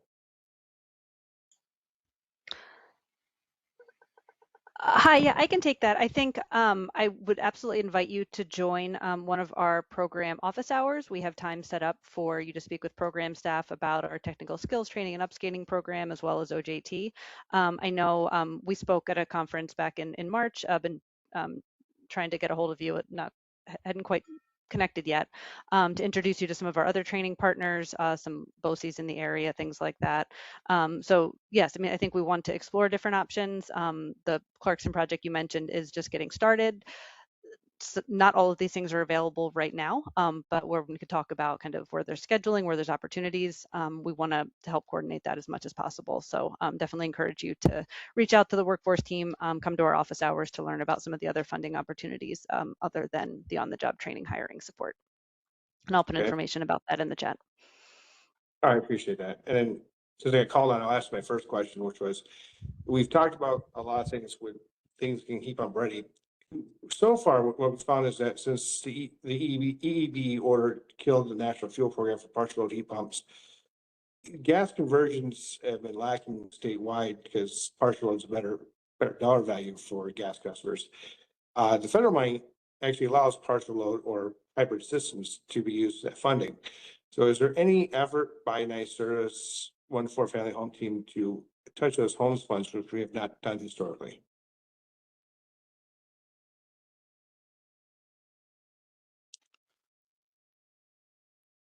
Courtney or Scott, do you want to take that one? Yeah, I can jump in. So Frank, we are currently working on kind of a strategic shift with the Here and the Her Homes Fund to focus the Homes grant on multifamily applications and focus the Here money on 1-4. So that is something that we're currently working on, and that is to kind of ease the operational challenges that we have in implementing the Homes program in the single family space. There were some sort of insurmountable challenges with that, the way that program is structured. Yeah, we are, it's pretty clear that the federal guidance is clear that they're not allowing any fuel switching in the Here program, and that's the one that we're operating in the 1-4 space with. So I don't see a path necessarily for what you're suggesting, at least with that money. Okay, I didn't know if it's possible to add another tier to clean heat, because when they also remove partial load from that program, their participation numbers drop like a stone. Yeah, I mean, that would be extra complicated because if you recall, the way the homes program is set up, it's a whole building energy savings target that needs to be met. So it'd be layering a whole new kind of program operation on top of clean heat that I don't think there's really a path to implement that, unfortunately. All right, well, fair enough. Thanks. Thanks, Frank, for your question. Just noting, we are right about at the lunch break, but I wanted to just see before we break if there were any kind of program innovation challenges that anyone from the multifamily programs would like to share. Did some of what Michael and Courtney were just sharing, is that resonating? Is that similar design challenges that you all are working through, or are there other innovation challenges that you all are trying to work through? Yeah, hi, this is Pam from NYSERDA again. Certainly hear those challenges and they resonate through to the multifamily side as well. I think there are a couple of things that we have built into the AMP Up program to try to address some of those hurdles. So Courtney had alluded to focusing some of the Hear Her funds, going back and forth in between programs, between Empower and the multifamily team.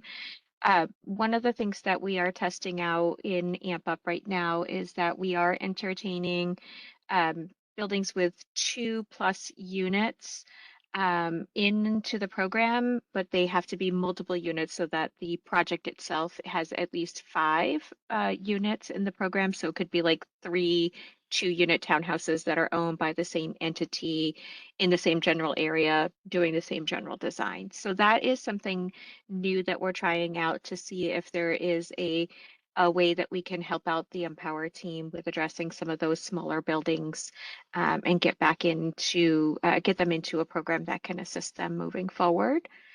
In terms of market outreach, we have a couple of different strategies that we're trying out this go around with this program. We have built a very close relationship with our hubs, so we are piloting using our hubs to help us identify some of the properties and building owners that might need that help in those more rural and generally hard to reach areas. So we're focusing on using our hubs kind of as, subject matter experts in their regions. Same thing with our CBOs. So we have engaged with the Rural Housing Coalition to do something along the same lines. We're seeing some great success with this so far. Being pretty early on into the program, I think this is a pretty promising outlook. The other thing that we're doing in the multifamily world on AMP Up is we are conducting an AMP Up Roadshow that I spoke about last quarter on this call. And that is essentially an upstate tour where we have our team members going to each of the regions. I think we're hitting a couple of different locations in North Country. Just as Frank had said, it's an underserved market, so we had a request to go to a couple of different locations up there.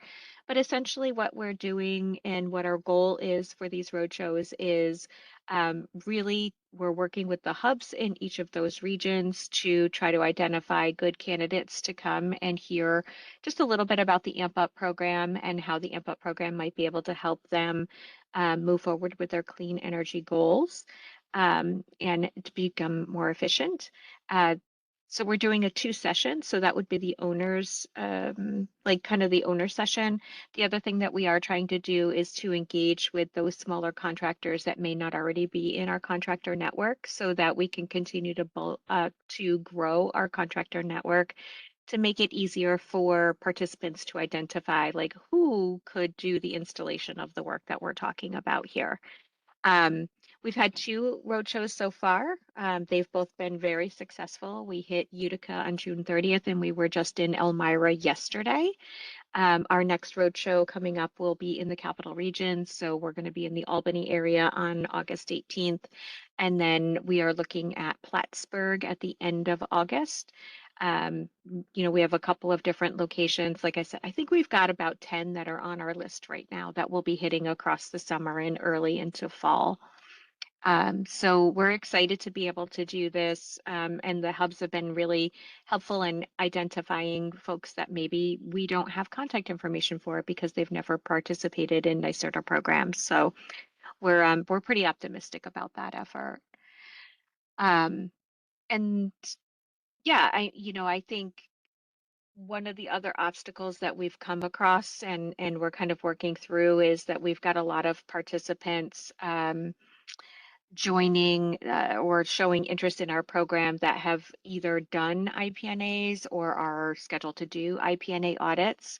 And so I think, working with Maria and her team in our technical assistance sector is going to be really instrumental here in terms of kind of addressing some of the input that we've received about stakeholders and making sure that we're making a smooth transition for those projects. If they're interested in receiving, IPNAs for participation in other programs, like making sure that IPNA can be applied and used for participation in the AMP Up program.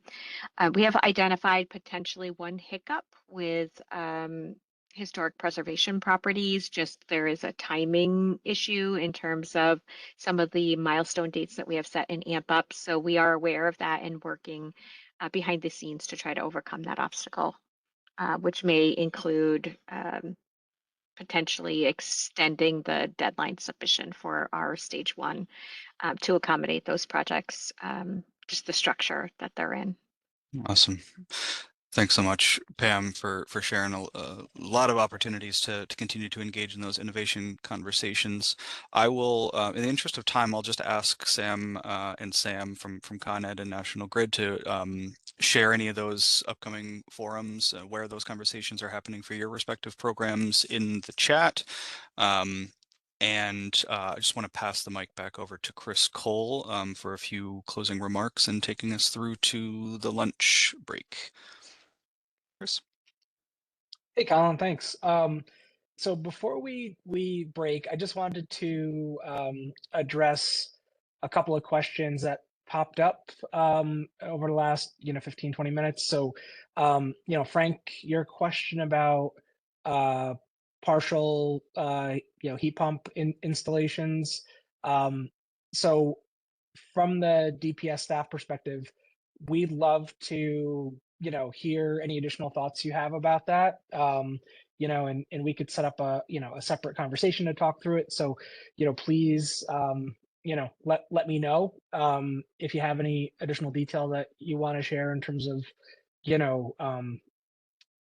demonstrating why we need to really rethink kind of the approach that's been taken so far. And then I think Michael had a couple of comments just around clean heat and clean heat requirements. So one of the things that we kind of did to structure these LMI forums is to really focus on the LMI programs. So we don't have a clean heat representative here today. So what we'll do is we'll take that back and clarify kind of the issue with the clean heat program staff and DPS staff overseeing clean heat, and we'll respond back to you all as a follow-up to this meeting. And if it requires a follow-up conversation, we'll schedule that. So with that, thank you all for for the morning session. We're going to give everybody a 45-minute break for lunch. We're a little bit over time, but want to make sure you have enough time to grab a bite. So why don't we regroup here at let's see, what time is it now? 10 after 1, right? So we'll regroup at 10 after 1. And we'll start with the afternoon session, specifically talking about LMI electrification issues. So great. Thanks, everyone, and have a good lunch, and we'll see you soon.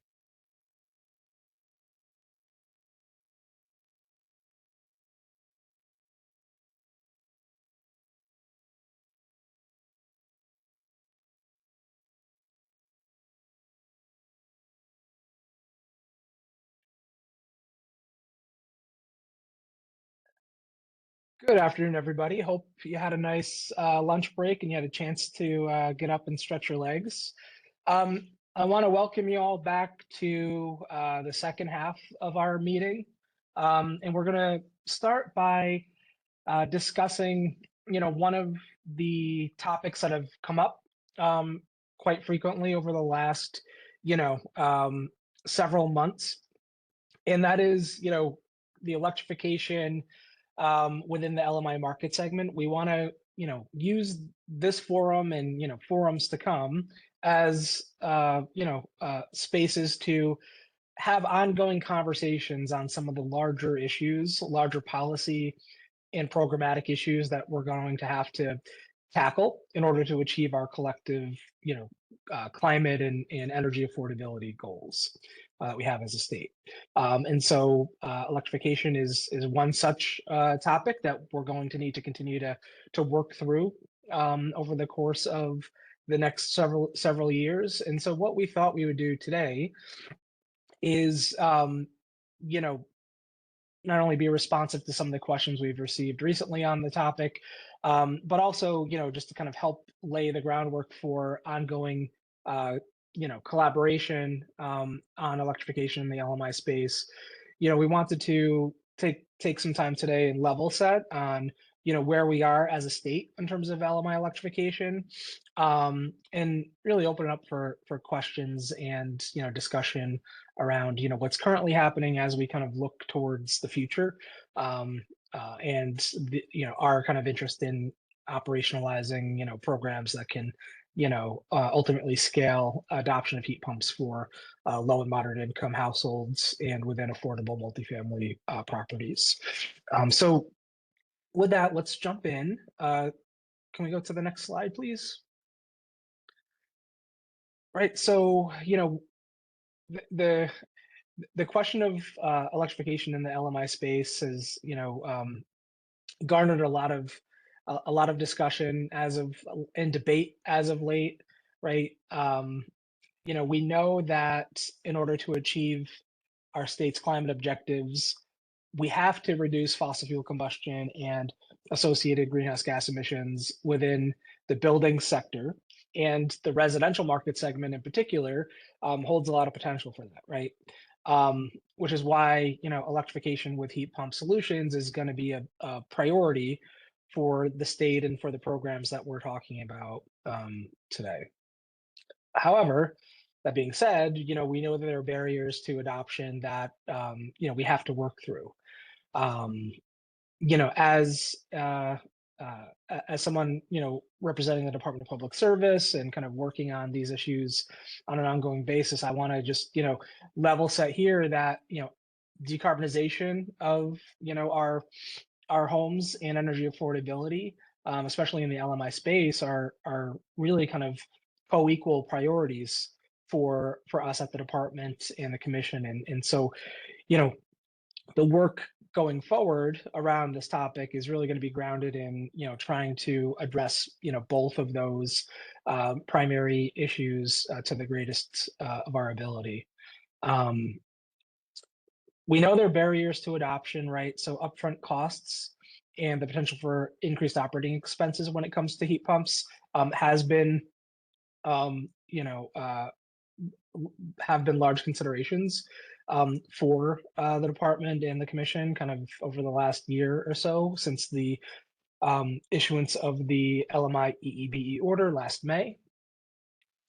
Program budgets are finite, right? The programs that we're talking about today are funded through ratepayer collections. So every dollar used to incentivize a project comes from someone's utility bill. And, we need to make sure that we're making, kind of taking a prudent approach to programming those dollars to get the greatest impact that we can in the early stages here as we're working through some of the challenges to electrify. LMI projects, as you all know, working kind of on a day-to-day basis on these issues require much higher subsidy than market rate projects when it comes to the subsidy for the heat pump itself, but also, the work that's necessary to allow for the heat pump to be installed. So whether that's, you know, weatherization of the home, tightening the envelope, for instance, addressing any structural or health and safety deficiencies that might be present that have to be addressed before electrification and weatherization can take place, and even, you know, panel and electric service upgrades, right? So all of these things that we've been talking about over the last year or so as being needed to address continue to be a barrier to scaling adoption of heat pumps. We're fortunate in that, you know, over the last year plus, right, additional funding has been made available to start to address some of these issues, right? We heard from HCR earlier about the funding available through the GAP program. There are dollars that are available through the EE programs to address pre-weatherization needs. But, you know, those are all kind of, you know, limited in terms of the funding that's available, and obviously, you know, a first step towards increasing the number of homes that can actually go forward and get weatherized and electrified. We, you know, and I mentioned the, you know, the challenge around the potential for increased operating expenses related to heat pumps. You know, we've talked about it before, and it's come up in a lot of, you know, conversations since, you know, bill savings can vary from project to project and from customer to customer, right? So, you know, we've seen delivered fuel conversions. So, you know, converting an oil heat home to a heat pump could most likely result in some, you know, energy affordability benefits for that household. However, if we are converting from a natural gas heating system to a heat pump, there's the potential that heating costs could increase for that household. So, so these are all important things for us to think about as we're looking at our current and future approaches to electrifying in this space.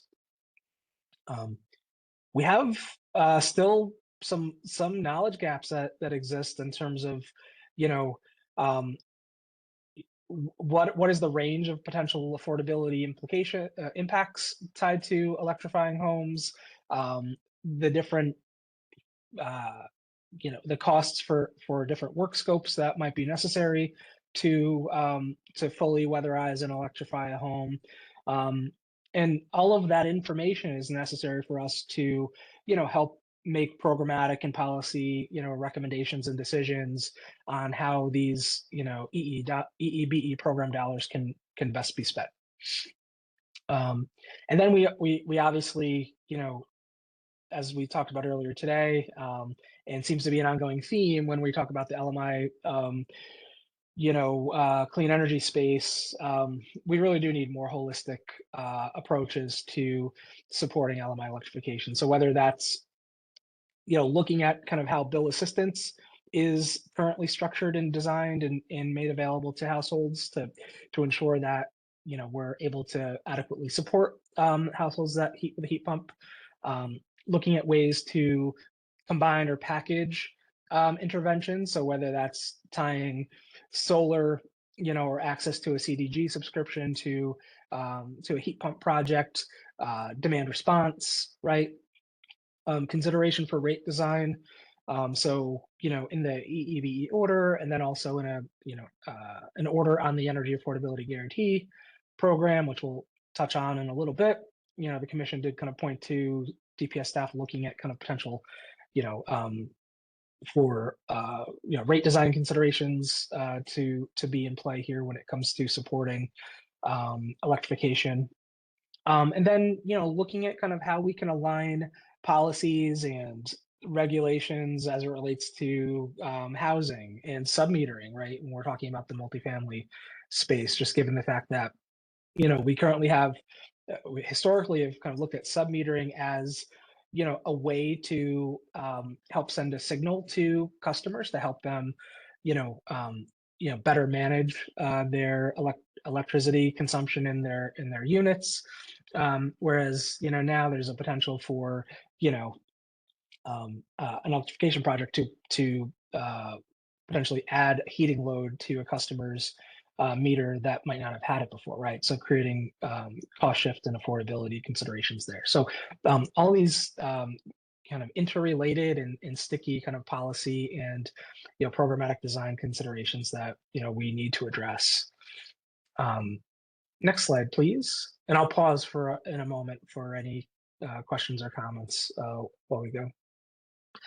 So, what I want to make sure we leave this conversation today with is, just a better understanding of what we're doing as a state to address LMI electrification, right? So we have a range of interventions that are currently, happening to help us ultimately figure out the best approach to scale adoption of heat pumps in this space.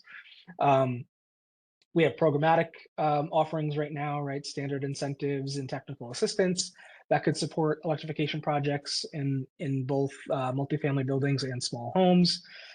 We spoke a little bit about that earlier in the panel discussion today. We have pilots and demonstrations that are happening. So whether it's DPS or NYSERDA, utilities, other state agencies doing work to look at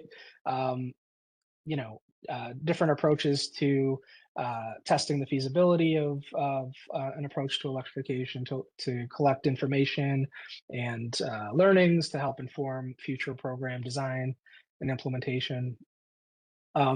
There are a few studies that are happening right now to look at different aspects of the electrification kind of issue in the LMI space. And then interagency coordination. So back to this question of, how do we better align programs and policy? A lot of that has to be driven through better alignment between state agencies on how what were once disparate, portfolios of programs can be brought together to address this issue of electrification in a more holistic way. Next slide, please. And if you guys have any comments or questions, raise your hand or drop them in the chat, please. Okay, so I want to spend a little bit of time talking about the programmatic approaches that are in place right now to address electrification in the LMI space. I want to take everybody back to last year with the Public Service Commission's LMI EE order. So, within that order, the Commission obviously acknowledged the need to support early stage electrification in the LMI space, and kind of spoke a lot about kind of the tension between, affordability and scaling adoption of heat pumps, and obviously the availability of ratepayer funds to support it, and kind of landed on a few guiding principles for LMI electrification through the EEBE portfolio to help kind of get us through kind of this early stage of electrification in a way that we can make sure that when program dollars are spent on heat pump solutions, we're able to have the greatest impact we can for the customer and for the ratepayer dollar that's being spent. So first off, prioritizing weatherization and energy efficiency. We heard it from the utilities earlier and from NYSERDA. The EEBE programs are really targeting kind of an energy efficiency first approach. Let's make sure that the home is, or the building is, as efficient as possible before then electrifying. Focus on affordability. So it's really important that we're looking at the affordability implications of heat pump installations before a project proceeds, right? So, the last thing that we all want is to, have a $30,000 project get done, and then the customer wind up being really unhappy because, they wind up paying more than they, had thought or anticipated to heat their home. All right. So we want to make sure that we're looking at the affordability implications early and not after the fact. In fact, if there's a potential that energy affordability is going to be compromised, within the order the commission's kind of stated, that project shouldn't proceed. So, I think we've seen on the NYSERDA end some requirements being put in place for Empower Plus to kind of ensure that there's a projected positive bill savings for heat pump projects, and so that's really important to the commission. And then, targeting the delivered fuel customers, right? So back to this question of like, how do we handle the potential for increased operating costs? Looking at households that we could expect to see a positive impact for, should be priority one. Let's make sure we can address those, and then we can think through how we address gas heat customers, and we'll speak to that in a little bit when we talk about the affordability guarantee.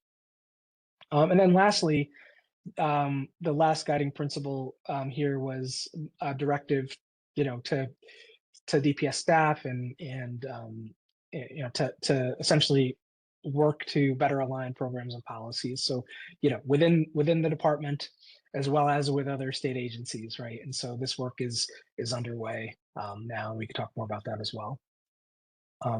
Lastly, within the order, the commission established that 15% of EEBE programs for dollars for LMI programs, can be used to electrify homes between now and 2030. So that's that's around $130 million over those 4 years that can be available to subsidize heat pumps in the LMI EEBE programs. Next slide, please. Okay. Before I get into the specific work streams, any comments or questions that folks have at this point on the content I covered? I do, Chris. Lisa. Jump on in, Lisa. Hi, Lisa.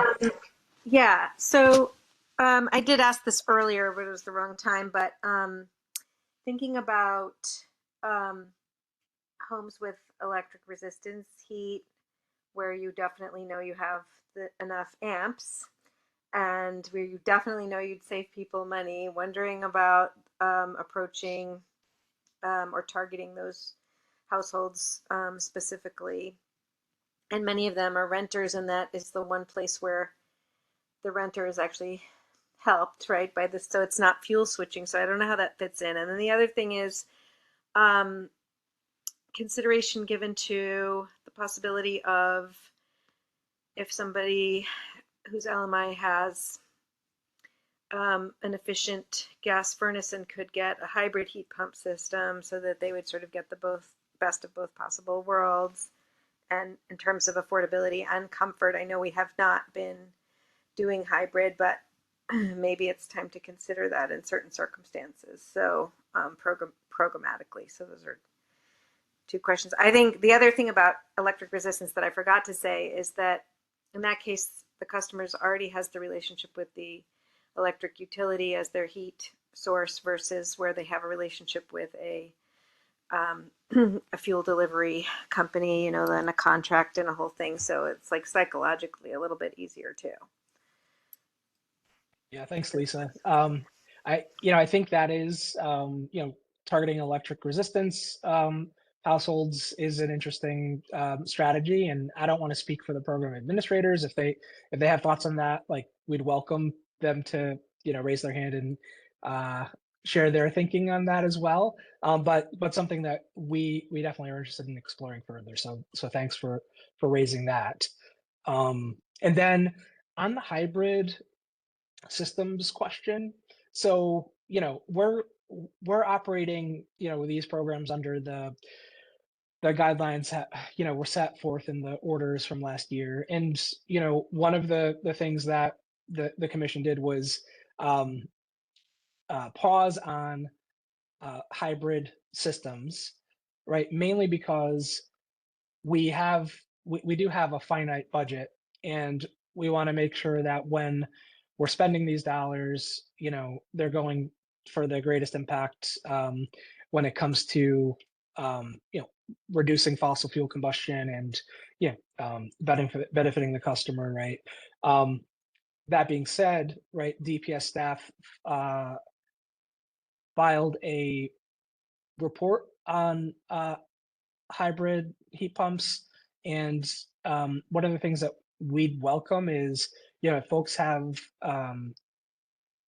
comments or thoughts about that report, or other considerations related to hybrid, like you could put some comments on the record and allow us to have that information and that detail to work through in future commission decisions. That's more than welcome, and I'm happy to later today or as part of the follow-up, let you guys know how to access that report if you haven't seen it. Give you some direction on how you could best put some comments on the record there, and then on top of that, if you haven't seen the report and you want to hear more about it, we could think about maybe setting up a separate conversation to present it.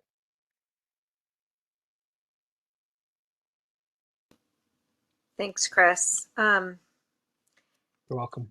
I appreciate that so much. Did you have another? Yes, oh, okay. Just a quick question about the holistic approach. Sure, go for it. One thing I saw was LMI customers getting heat pumps and heat pump water heaters, and then being in a very tough position vis-a-vis maintenance and repair of those systems financially, where contractors wanted them to sign like very, very expensive, maintenance contracts, or they wouldn't come to fix it. And I think that we need the holistic approach needs to include maintenance and repair of these somewhat finicky technologies as part of, if we're gonna go forward with these projects, to make sure that the sort of lifetime care and maintenance of the projects is taken into account. Great point, Lisa. Thanks for raising that. I see Courtney from NYSERDA has her hand up. Courtney, do you want to go for it? Yeah, I just wanted to respond to Lisa's question about electric resistance heat customers. So two things. So one is our residential building stock assessment indicates that it's as low as 2% of all single family homes that have electric resistance as their primary heat source. So it's pretty rare in New York State, but that's not to say that we wouldn't want to prioritize those people. And I think one way to catch them is through our virtual energy assessment is one. That's one thing that that tool should be pretty good at picking up on people who are electric resistance heat already, or even an existing heat pump that's a old 1990s era single stage heat pump that should be replaced. I think we definitely want to be serving those customers, and they would definitely fall into the same kind of category as a delivered fuel customer in terms of cost and savings that's available to them. So, but there's not a lot of them. Thanks, Courtney. Samantha Pierce from HCR. Thanks, Chris. Yeah, I would just add the list of programs that you can see on the screen here, the AMP program, the Green Small Buildings program, both of those provide funding through state funds, so not through systems benefits charge funds that HCR deploys, and our program standards for those programs do prioritize customers on electric resistance as well as delivered fuels as part of our electrification screening tool that those programs are required to comply with. So we definitely contemplate and are looking for properties that are electric resistance. I should add that both of those programs serve multifamily properties, specifically anything over 5 units. And we do see quite a bit of multifamily properties that have electric resistance in the market already and have been some of our early adopters in these programs. Thanks, Samantha. Can I weigh in super quickly on the hybrid thing? Please. Just because I think it's Please, really yeah. important. One thing that we've seen in operating, again, some of our programs that are state funded, is that there's really 2 different types of hybrid. There's, you know, leaving the expectation on the owner, whether it be through control strategy or through manual change, where you have, you know, either 100% of your load being supplied by either, you know, some sort of fuel system and or heat pumps. That's like one. But then there's the other type of hybrid, which we've allowed quite a bit to happen, which is where you might have a property for whatever reason, whether it's being rehabbed or extended on or whatever the case might be, where a portion of the home is unable to receive a heat pump, or opposite of that, and a portion of the home doesn't receive, isn't being served by the existing fossil fuel system, and actually adding on a heat pump to that room or wing or area would then make that space conditioned. And so we have allowed for, specifically in our AMP program, that second type of hybrid approach, where you are making a space either habitable and or conditioned, or there's a restriction of not being able to serve a portion of the property with a heat pump. And so leaving a fossil fuel system in that space makes sense. We do not currently fund the latter sort of hybrid system, meaning like all or nothing or a blended approach for both spaces. And I think the distinction of like supplemental hybrid or the other is important to make there. Thanks, Samantha. Yeah, so there, you know, I think we should acknowledge that there is a wide range of, I guess, technical, you know, considerations when it comes to heat pump installations, and obviously, we're going to need to make sure that we are, you know, all using the same terminology when talking about, you know, what do we mean by hybrid, right? So, so for future, you know, discussions, I think that's something we want to maybe dig a bit deeper into. Excuse me.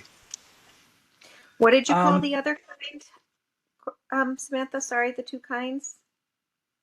Oh, I definitely don't want to like be the authority here. I just sort of refer to them as supplemental, meaning like you have 2 systems operating in the same space. Like supplemental hybrid, meaning like, yeah, like it's additional to an existing system, versus when you have like a room or area that is not being served or underserved, and so you're keeping one property with 2 systems that are being served separately by 2 different types of systems. Thanks. Great. Thanks, Samantha. Thanks, Lisa.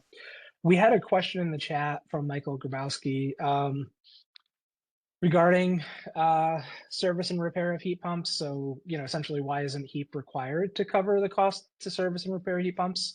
You know, so Michael, this is a good example of, you know, where we do need to work to align, you know, programs and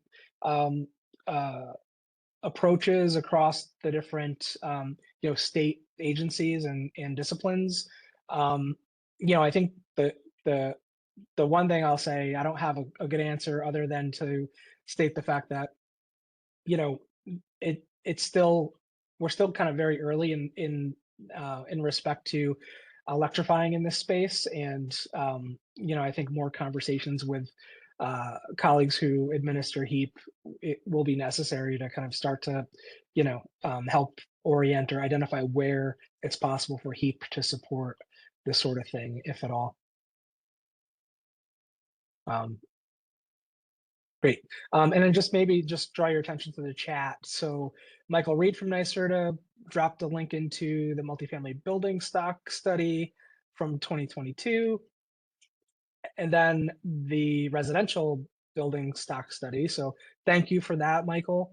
And then Colin also dropped a link in to the chat on the hybrid electrification study that I mentioned earlier, which was filed by DPS staff earlier this year. So thank you guys for supplementing the record with some more information. Okay. I see a hand from Eileen. Hi, Eileen. Eileen Hanrahan, if you want to come off mute. Hi, folks. Thanks so much for taking a moment to listen to me. I just wanted to mention, as we're coming into no heat season every year, I kind of get on my soapbox a little bit and remind folks that year after year, the opportunity for folks to get their no heat situation rectified becomes less and less, with less money available, growing gap funding that's required. So a lot more projects don't go through.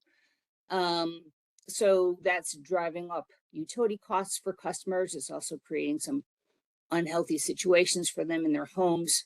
And it also will stop an Empower Plus project, obviously, in its tracks, because if a heating system isn't operable, you can't do any more energy upgrades to the home. And as folks go year after year with no heat, and they do, we are losing out on opportunities to serve these people, reduce their electric burden, and help make safer and healthier homes. So I would love to see a task force in place to really study the percentage of folks who are getting served in no heat situations and how we might rectify with increased funding, a holistic approach, and greater funding in those situations.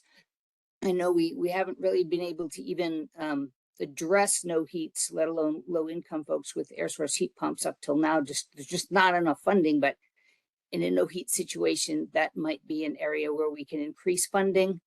I know we're getting, the hubs are getting quite a bit of money as bonus funding if we meet certain goals. Was wondering why we can't use that for gap funding so that we can directly serve our customers more efficiently. And thank you to all who were involved in helping us get a meeting with OTDA coming up at the annual hub meeting. And that's truly appreciated because that will help improve communications and service between the two organizations. But I still think we have a long way to go to help serve those most in need. Thank you.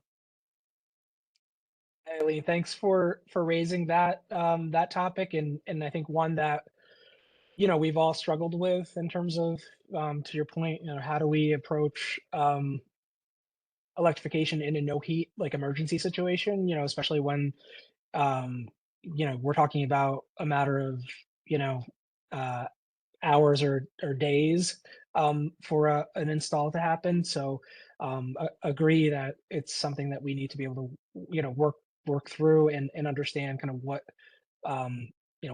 what potential approaches there might be to address that issue.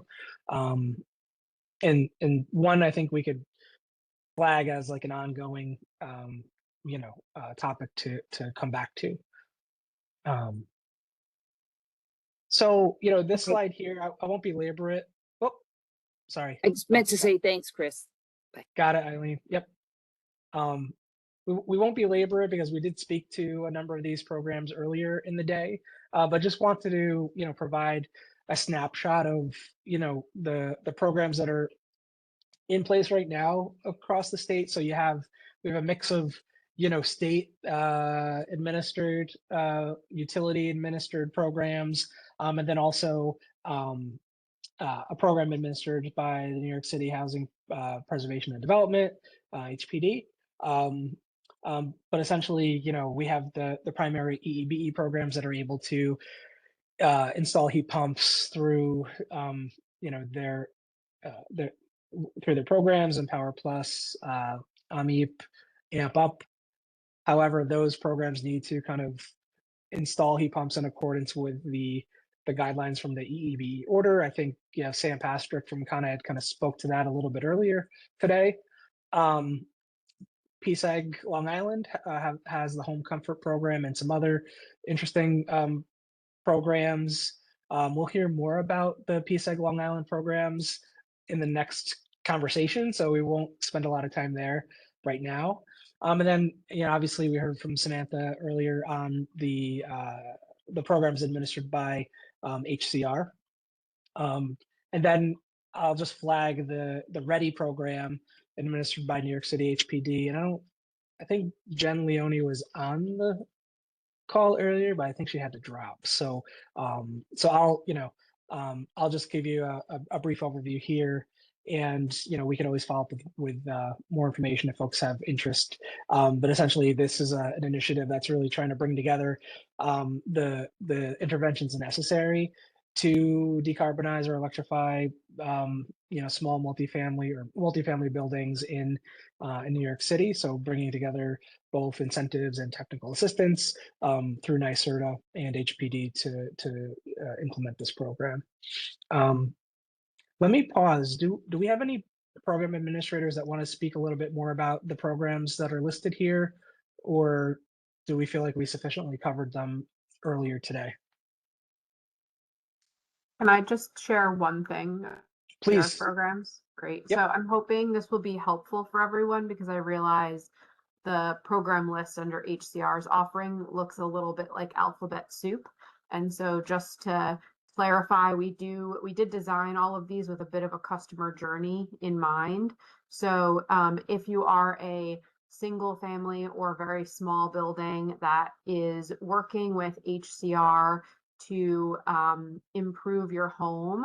So if you're working, with either the home or the CDBG funds or AHOP or AHC, these are all deployed through existing pathways that have been sort of long established in the affordable housing community, then you'd really go and work with your existing administrator of any of those programs that I just mentioned to pair Green Small Buildings funds with those program offerings in order to include heat pump electrification in your scope of work. So super quick, again, single family or very sort of small building, you'd go through the Green Small Building program when you're also getting home, CDBG, AHC, those sort of alphabet soup of programs that we offer.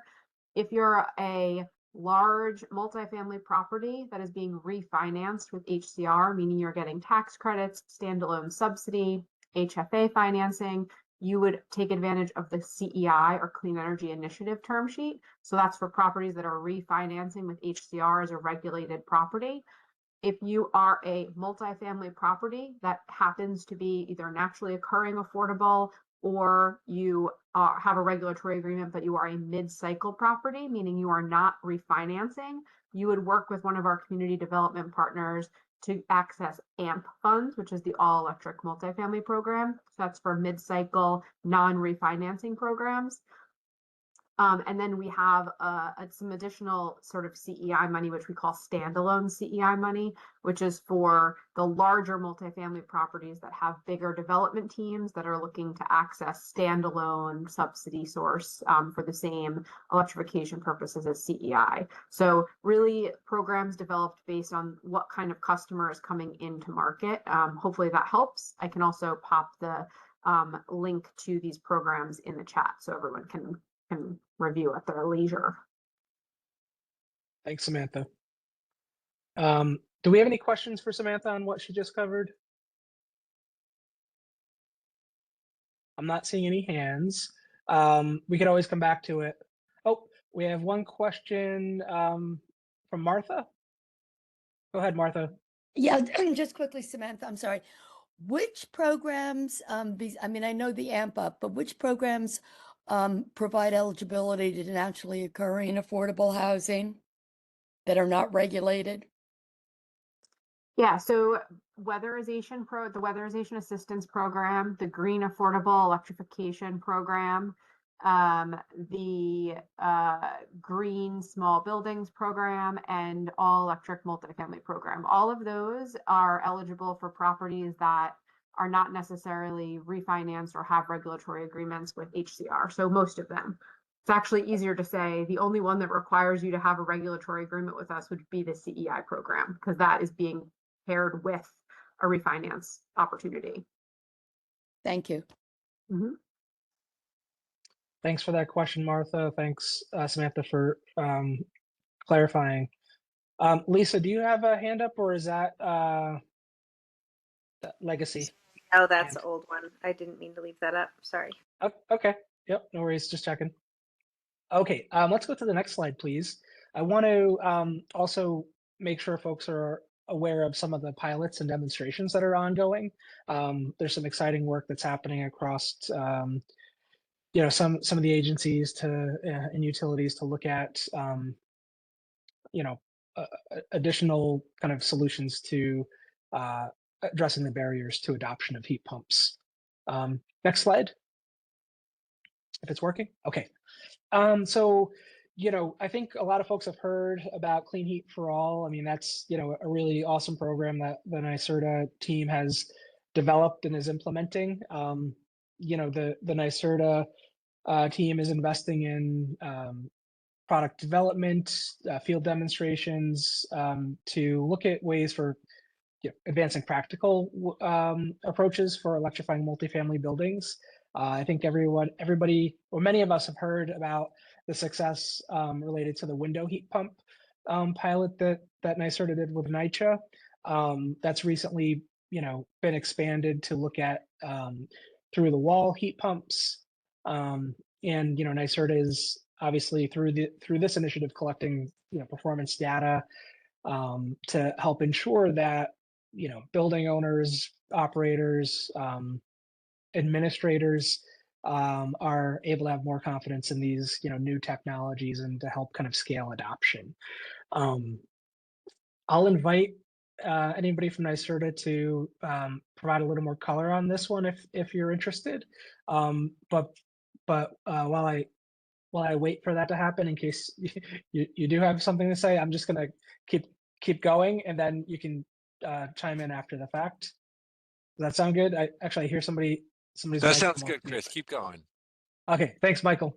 The energy affordability guarantee, right? So I think you've all heard from the DPS staff quite a bit on this one over the last several months. This is a pilot program that was established in the governor's state of the state a couple of years ago, that has been kind of fully implemented starting at the beginning of this year. That is intended to basically pair energy bill assistance with the Empower Plus program when there is a full electrification of heating and space heating and water heating in a low income home. So essentially, you know, the guarantee ensures that you know, low income customer is not going to pay more than 6% of their annual income towards their electric bills as a result of the electrification, right? And so, as I mentioned earlier, you know, there's been a hesitancy to convert natural gas customers, and this is small homes, right, to heat pumps because of the bill implications. This is one of our ways to help mitigate that concern, right? So if we're gonna, you know, electrify small homes that heat with natural gas, the affordability guarantee is one way to help us make sure that we're providing a safeguard to the customer to mitigate energy bill increases. As part of this pilot, we are collecting monthly billing data, energy consumption data, as well as calculating household energy burden on a monthly basis, and then basically assigning a guaranteed credit to that customer's bill, right? So if a customer has an energy bill higher than, or electric bill higher than 6%, they're likely getting a credit on that month's bill. If they're not at 6%, they don't get a credit, right? And so this pilot program is intended to serve around 1,000 households and stay in place for the life of the heating system. So, you know, we're talking about 14, 15 years. All along, though, we expect kind of the data we collect from this will help us better inform future electrification programs for this market segment, but also help us better assess what sort of bill assistance might be necessary, you know, for these households, because we'll have actual, you know, billing data for each of these installs. And then lastly, I want to flag a REV demonstration project that Con Edison is undertaking. So they're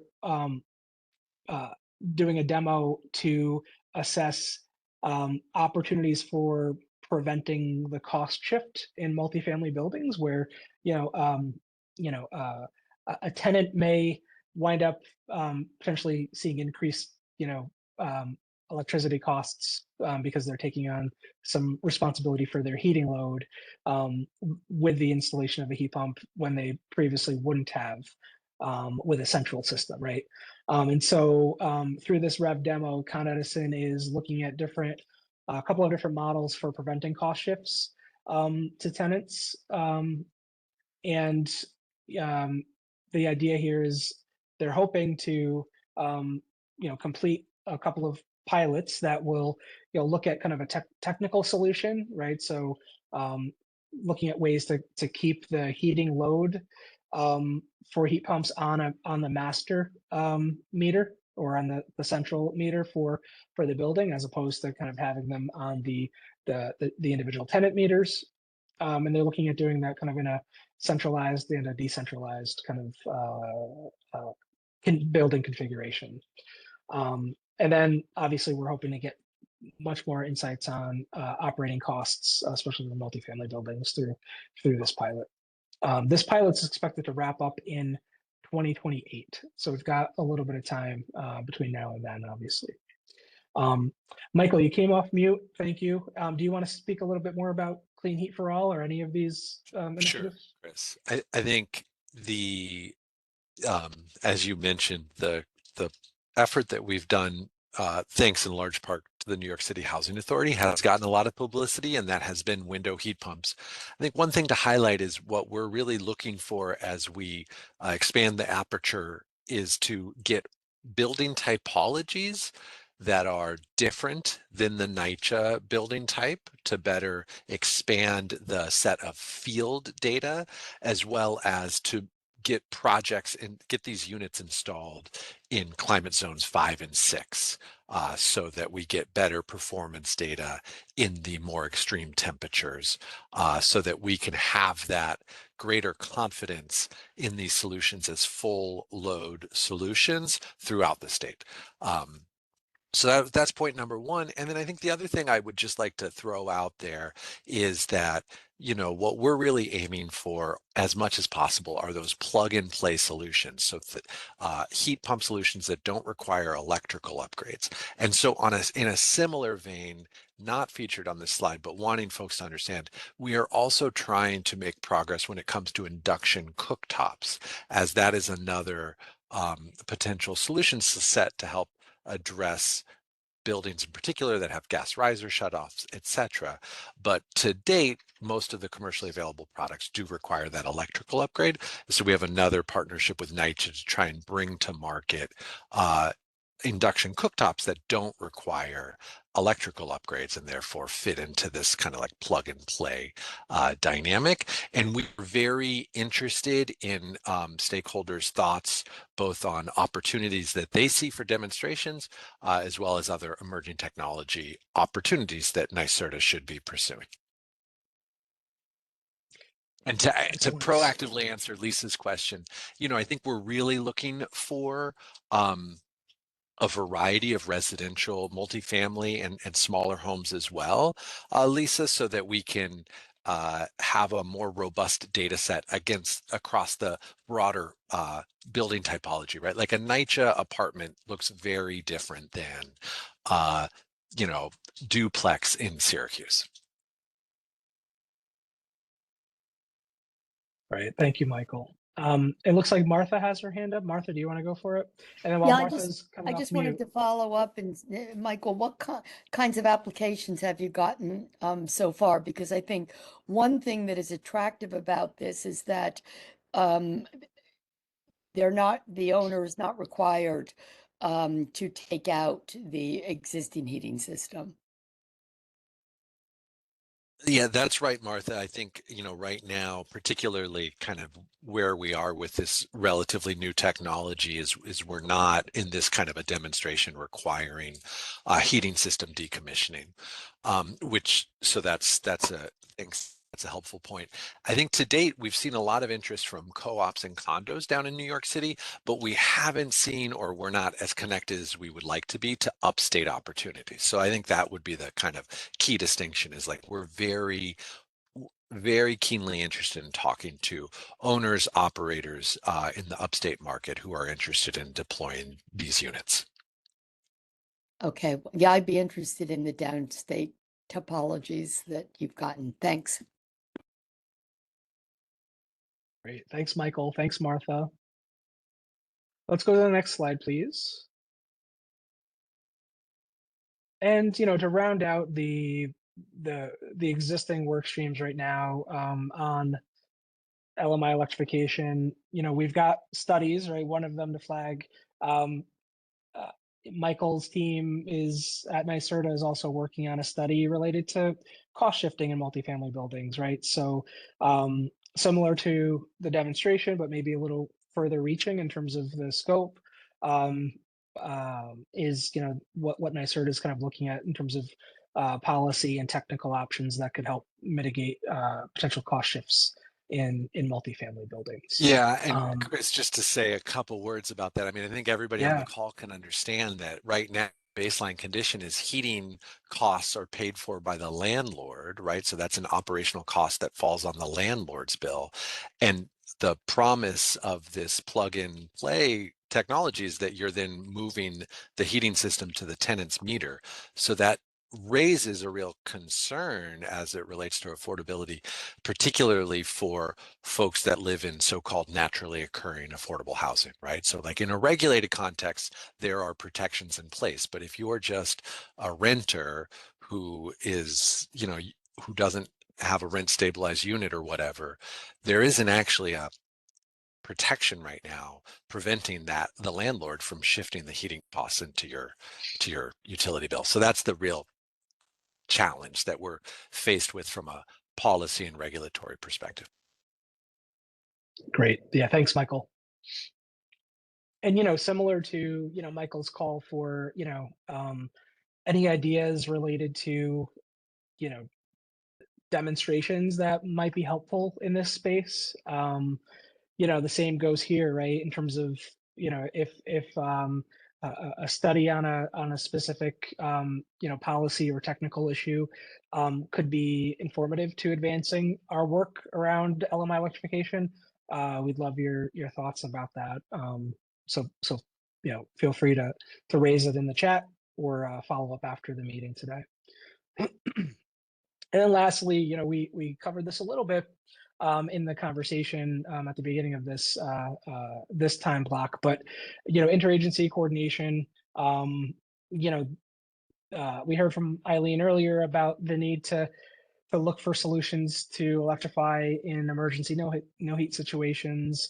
There's just a general need to look at how our different programs supporting bill payment assistance are structured to help us understand how to what extent those can be improved to kind of improve to benefit customers that electrify. We're obviously looking at different electrification requirements across programs, right? We heard a lot about really interesting and distinct programs when it comes to what's available through state agencies when it comes to heat pump programs. And obviously we want to make sure that there's some alignment and understanding of like what's required in one program versus another and why, to avoid confusion. So that's an important point.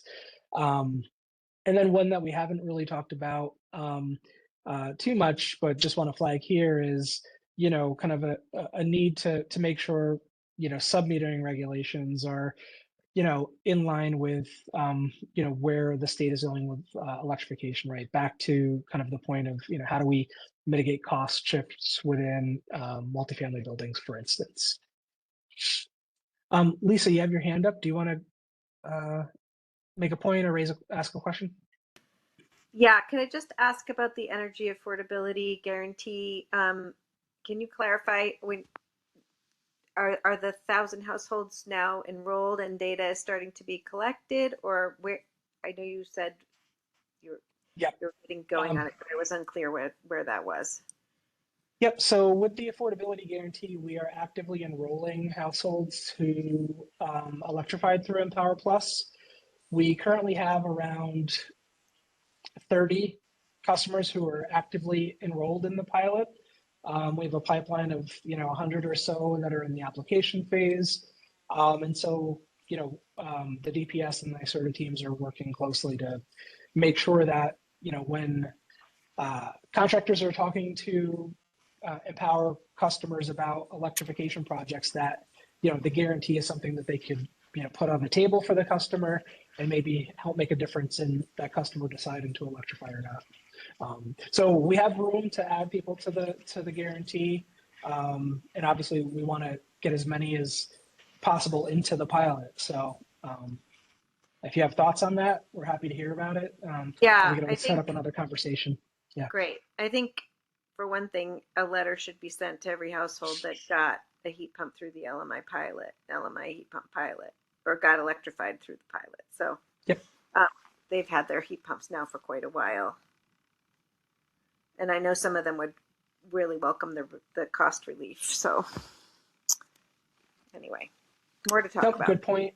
No, good point. And NYSERDA did reach out to historic, or I should say previous participants at Empower who received heat pumps. The one wrinkle here is the guarantee can apply to projects done after May of 2023. So it's really a question of timing in terms of when we can make those folks eligible. Okay. Yep. We'll talk about it more some other time, but thank you. Yep. So we could have a follow-up discussion on that. Next slide, please. Okay, so we're keenly interested in how other states, how other jurisdictions are approaching electrification in this space, right? We're not intending here today to kind of do a deep dive on any of these programs that we don't administer, but wanted to flag some interesting initiatives that are happening elsewhere that we're hoping to learn from in terms of how New York State approaches decarbonization for low and moderate income homes or affordable multifamily buildings, and we're interested in understanding if you're aware of any other programs or initiatives that we should be aware of and talking about or talking with to help inform the work that we're doing. So maybe at a high level, within New Jersey, there's the Multifamily Retrofit Initiative for Sustainability and Equity. So this is kind of a program that's combining technical assistance and incentives for electrification, envelope work, and appliances. So kind of very similar to how Con Edison, National Grid, and NYSERDA are approaching the affordable multifamily programs in the EEBE portfolio, and somewhat similar to the work HCR is doing. Out in California, and I want to thank a colleague from Rocky Mountain Institute, Ashita Gona, who I think might have joined the call a little late, helped identify some of these programs for us to kind of, keep an eye on. So I just want to give credit to Ashita for doing that. But the Equitable Building Decarbonization Direct Install Program out in California. So this just launched, earlier this year, with some significant funding, $432.5 million, really looking at comprehensive retrofits for low-income communities, disadvantaged communities, and also tribal or indigenous communities in California. Interestingly enough, this program is delivered through a network of community-based organizations, right? So maybe similar to how some of the HCR programs are delivered, and is focused on some of those core interventions that we have discussed in our other programs, right? So envelope improvements, heat pumps, and then also kind of incorporating the electric panel and wiring upgrades. And then, lastly, maybe to kind of focus on a program that is happening at the municipal level, in Philadelphia, there's the Built to Last program, which is super interesting and appealing in that they've basically kind of taken an approach to streamline all of the available programs at the state and federal level to make a one-stop kind of shop for buildings or homes that are going through renovation and or repair, to ensure that there's energy efficiency upgrades included there.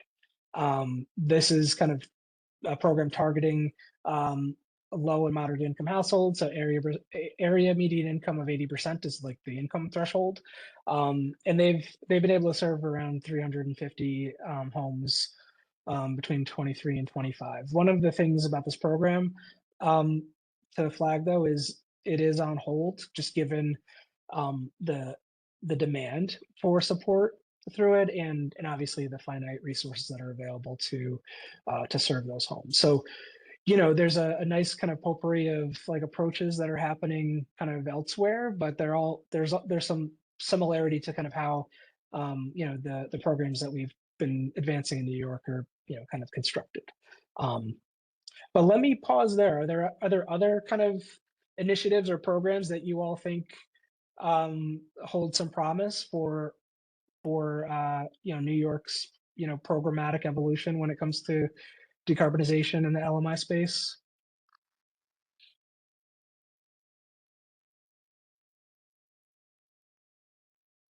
So Lisa mentioned GHHI in Baltimore. I will mention,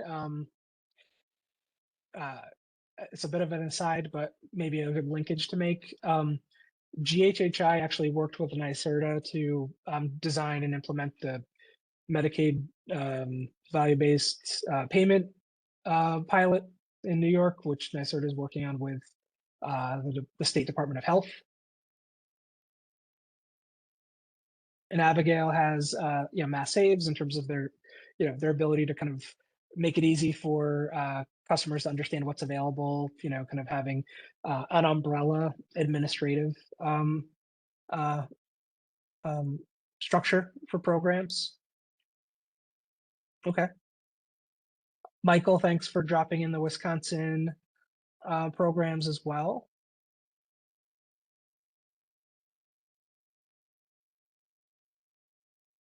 Okay. I know we're running about, we have a couple minutes before we're supposed to transition, so maybe I'll do one last call for any questions or comments before we transition. Oh, and then another thank you to Shelley for the Portland Clean Energy Fund's Energy Friendly Homes initiative. So, and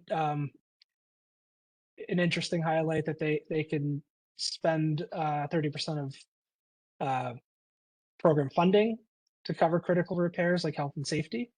So contrast that with, in New York, our current threshold is 10%. Is it 10%?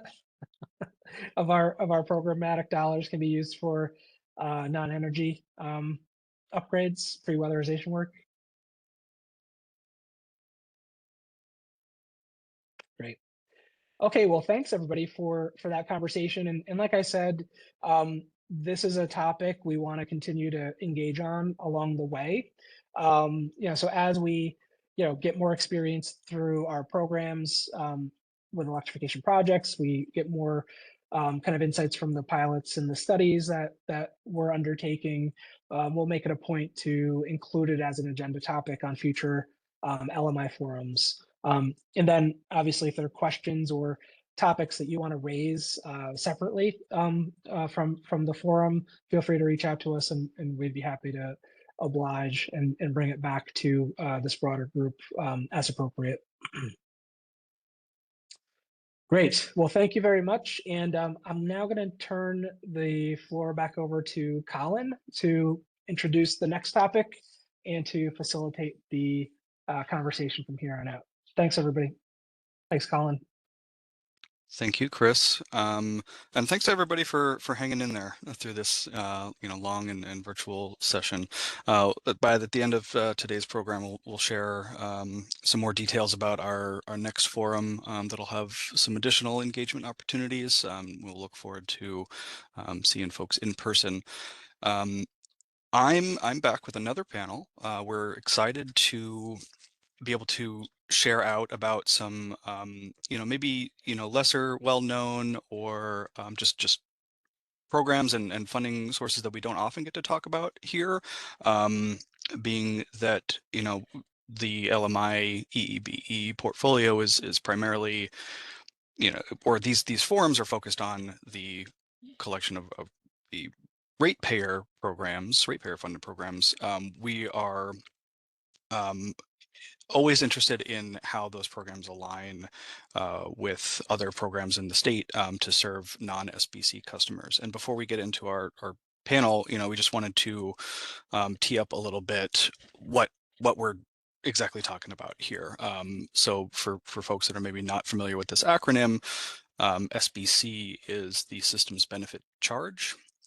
It dates back to 1996 when the Public Service Commission established the SBC charge to fund public policy initiatives not expected to be adequately addressed by New York's competitive electricity markets, effectively a surcharge that's collected on customers' volumetric usage of those regulated investor-owned electric and gas utilities.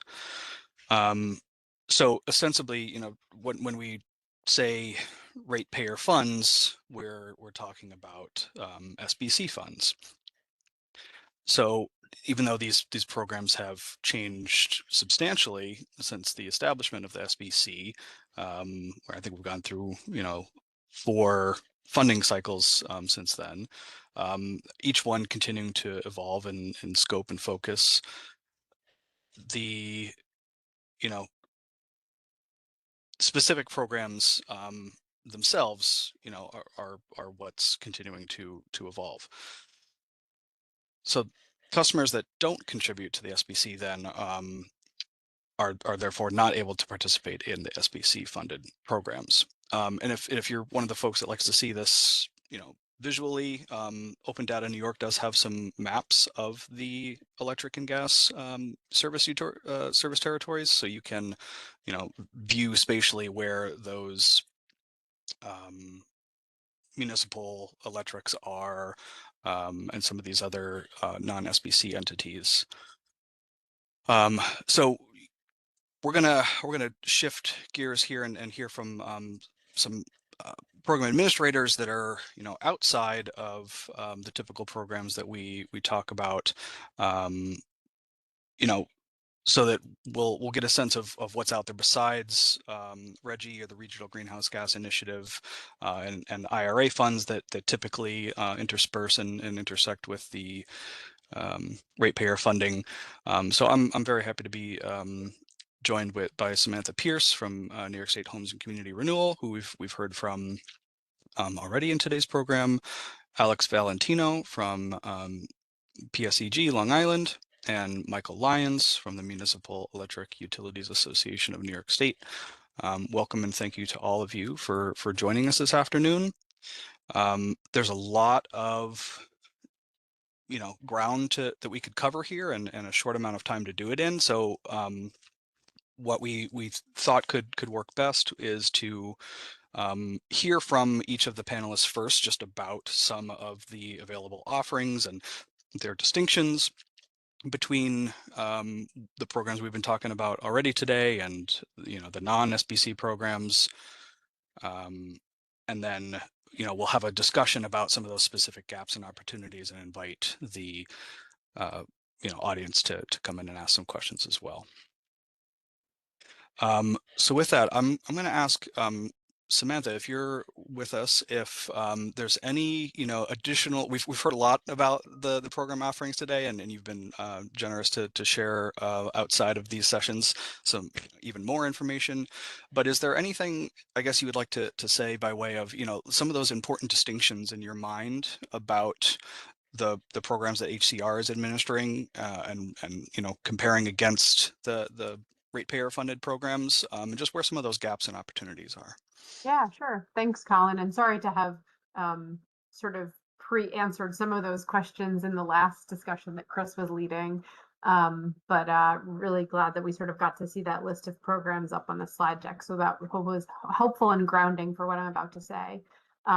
As I mentioned, most of the programs that HCR is deploying at this point are either state appropriated, meaning they're state funds that the budget or legislator is appropriating, which are not restricted to either SBC or non-SBC territory. They're agnostic to that designation.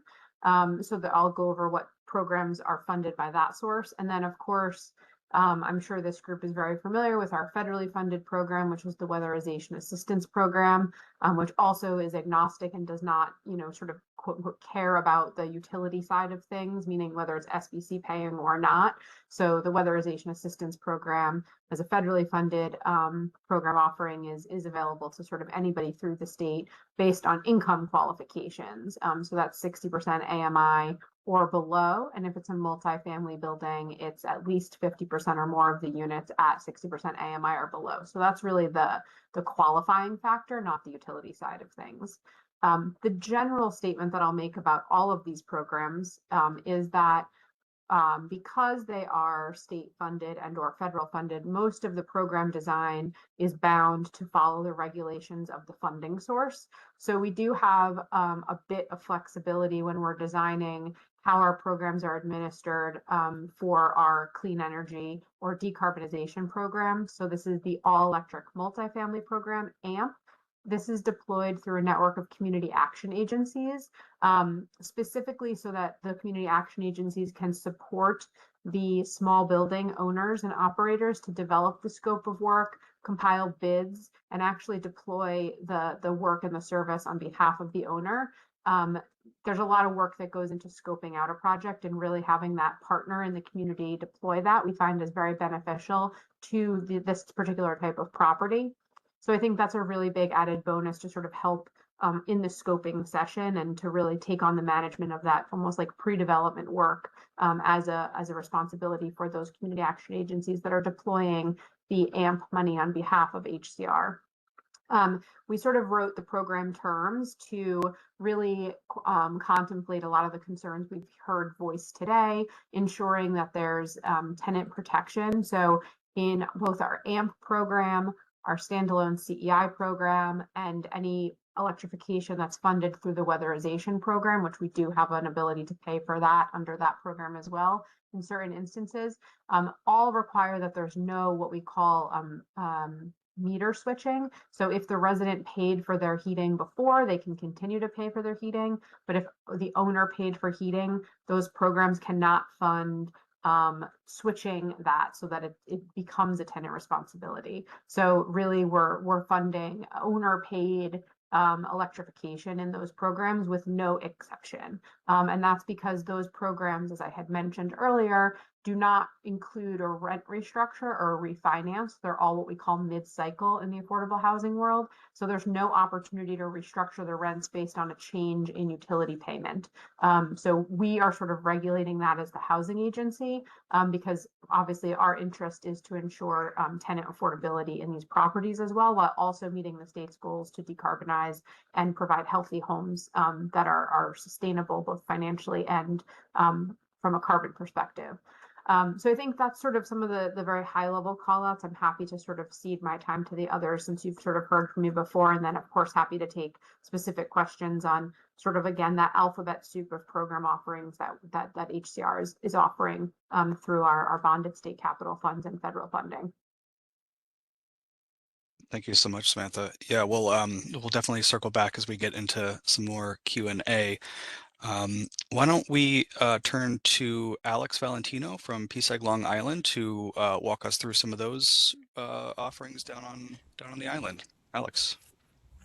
Thanks, Colin. Hi, everyone. Like Colin mentioned, Alex Valentino, I'm the Director of Energy Efficiency and Renewables here at PSEG Long Island. And similar to what Colin was mentioned about the SBC funded, we manage the whole portfolio of energy efficiency and renewable programs through our ratepayer funding through what we call a DER charge. So similar in nature, just unique into the Long Island LIPA territories here. We can go to the next slide. And so again, a lot of this will be mirrored to a lot of the other utilities. We work, closely with Con Edison, National Grid, NYSERDA to make our program similar in nature. There's some caveats. There's history of programs. There's changes, but here's kind of a list of all the different low and moderate income programs we currently have available. Everything from general audits to heat pumps, water heating, even EV chargers, and then we have a couple of our newer. We're kind of working through some of the energy affordability guarantee programs, and we have, a household assistance rate, and they all work synonymous with each other. They're great lead generators to the other groups. And then we do also coordinate, like I mentioned, with other programs, whether it's National Grid on the gas side, whether it's some of our not-for-profits here on the island, and others in, with the state. But we'll go to the next slide. So everyone's probably seen this. This is the income eligibility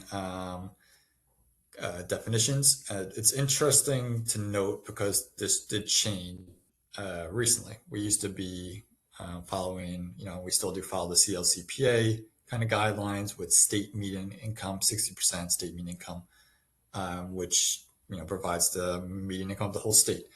Long Island, being Nassau, Suffolk, and part of Queens, generally has a higher area median income. So this year, about March or so, we implemented the area median income bar versus state median income bar, and that had challenges. There's certain requirements of reporting.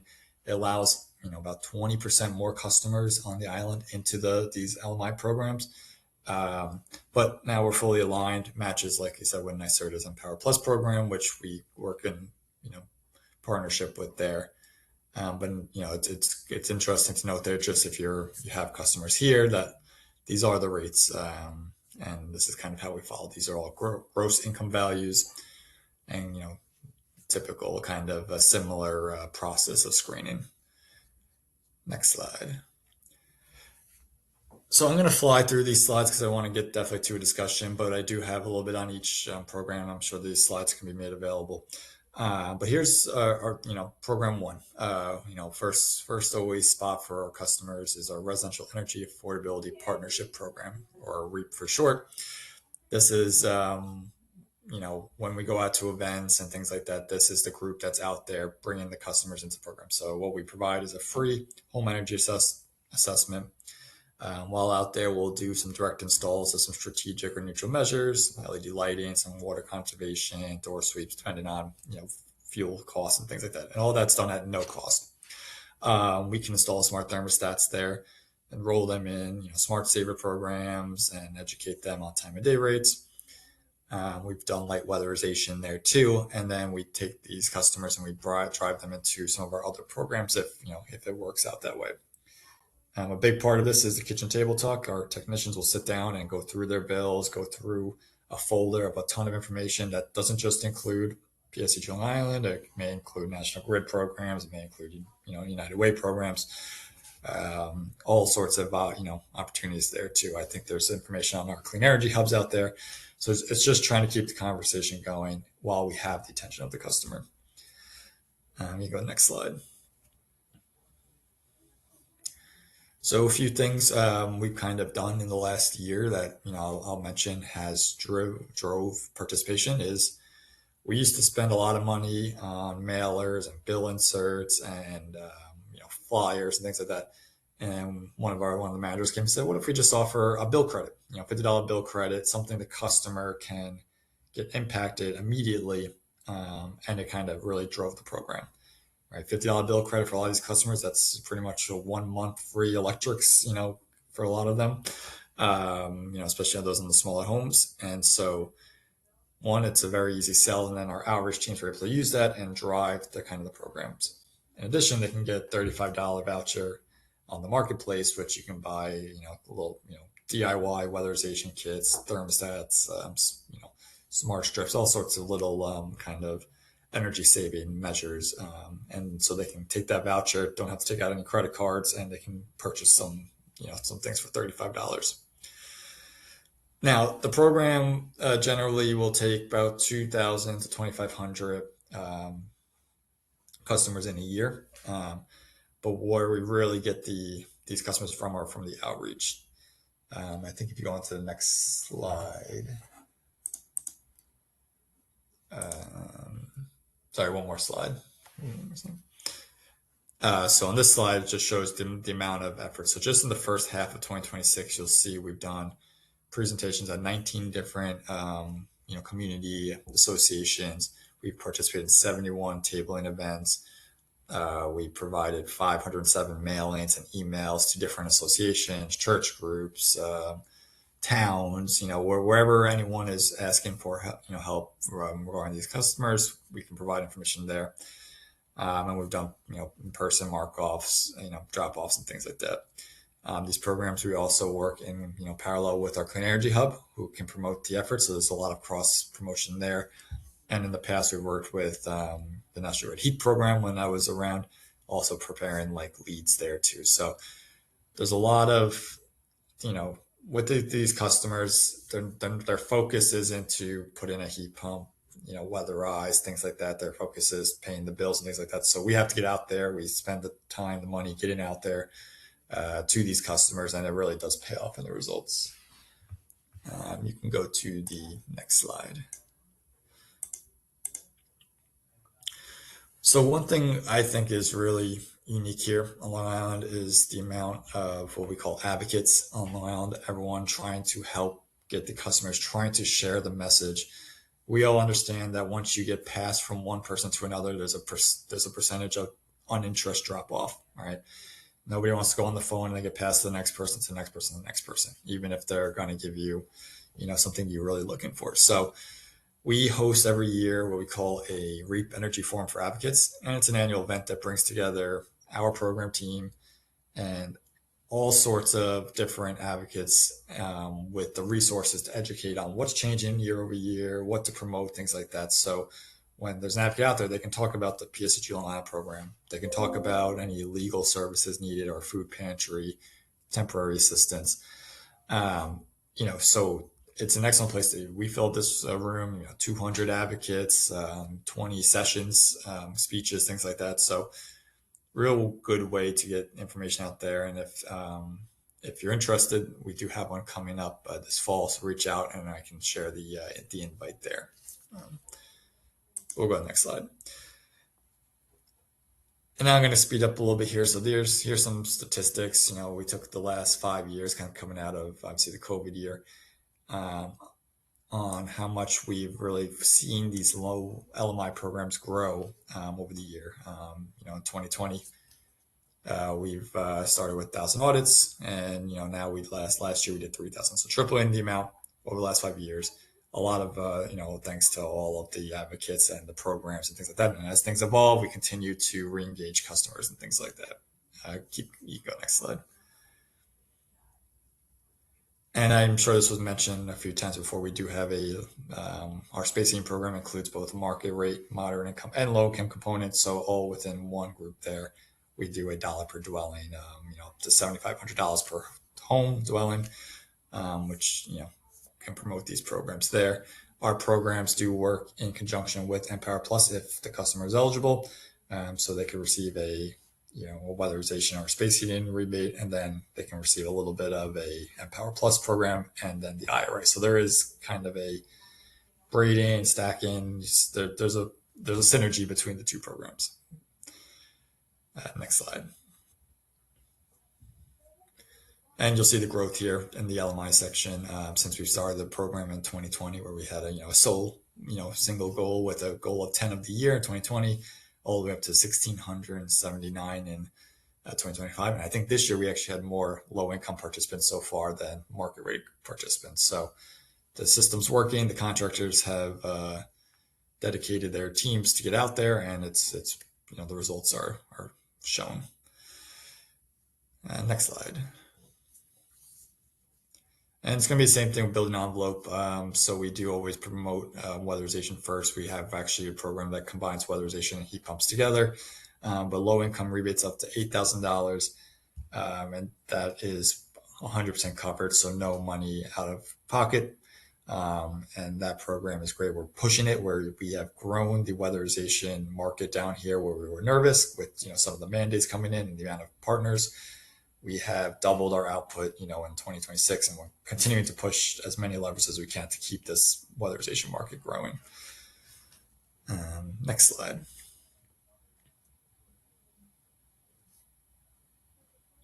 And then again, just the statistics here, you'll see from 24 to 25, we've, increased by 300, and we have a similar increase from 25 to 26. So we're definitely going in the right direction there. Next slide. And then these are a couple of little things. We do have a lot of rate focused incentives for low LMI customers. So our household assistance rate, customers can receive $45 off or more per month on every bill. And these are generally leads that are kind of passed, like I said, through the company to make sure that everyone is getting notified if they've already qualified, so to speak. Next slide.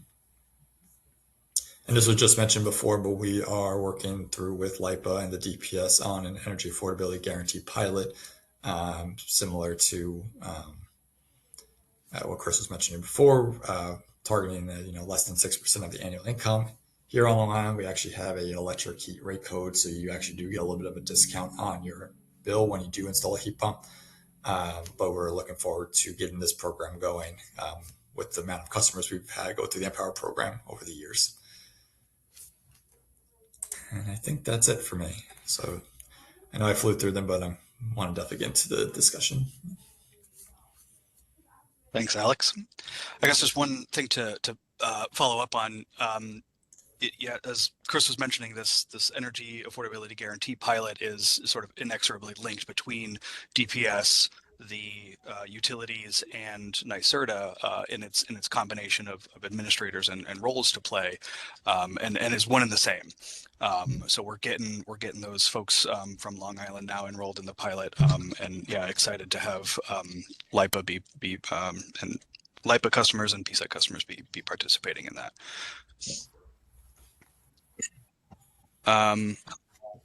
Thanks. I'm going to keep us moving here and invite Mike Lyons from MEUA to share a little bit more about the Independent Energy Efficiency Program. Hey, thanks, Colin. Good afternoon, everyone. I am Mike Lyons. I'm the program manager for the Independent Energy Efficiency Program, which is kind of a sister organization to the Municipal Electric Utilities Association. They serve, the electric municipals solely located in New York State. Next slide, please. So the IEP currently has 38 members. We serve about 110,000 customers. We've been around since 2001. We've invested about $55 million.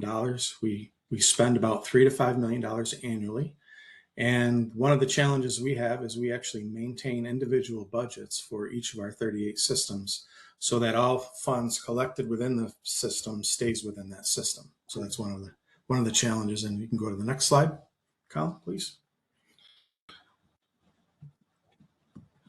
So these are our member systems, and I believe Colin is going to share these presentations after, so you could probably actually see it. But these are an alphabetical listing of our 38 members, and along with a map on where they're located throughout New York State. So by the red dots, you can see that we cover, central, the Adirondacks up north with Rouse's Point and Plattsburgh, and then heavily saturated out in the western part of the state.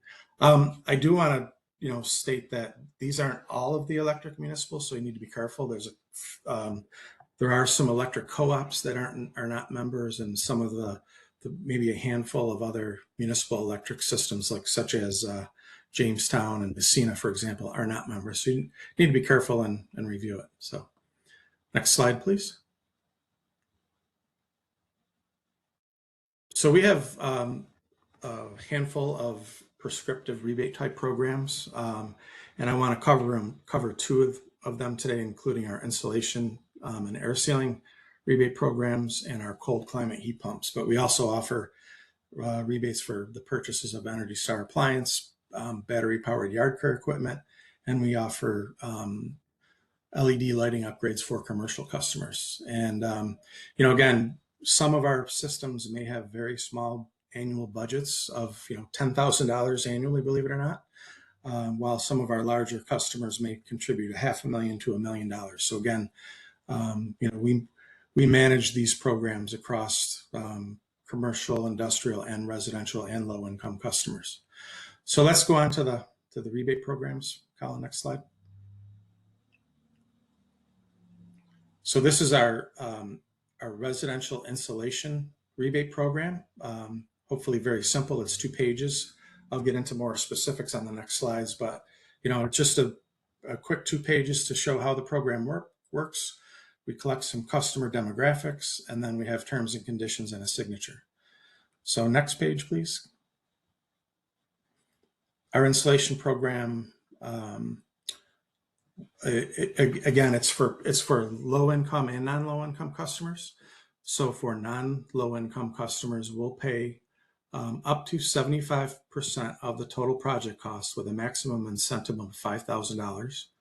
And if the customer is low income, such as HEAP eligible, we'll pay up to 100% of the project cost, up to a maximum of $5,000.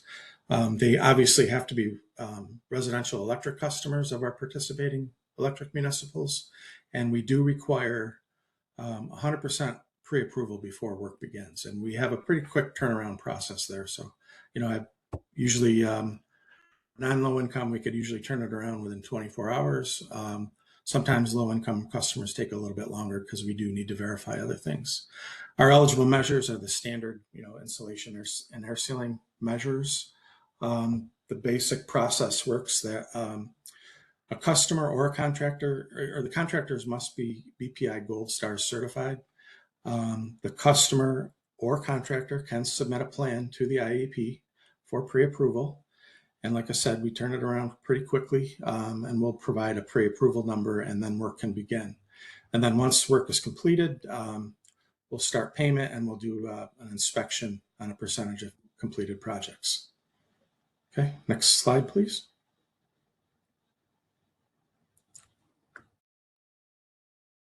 Next up is our heat pump program, same kind of format, 2-page rebate form for pre-approval, customer demographics, terms and conditions, and the incentives. And if you go to the next slide, I'll talk more about the incentives for heat pumps. Hopefully you can see it okay. We offer $1,200 per system for a cold climate heat pump. We offer either $800 for partial mini split or $1,200 for if the mini split would treat the entire home. And we also offer $750 for an air source heat pump, which some of the customers may be eligible for.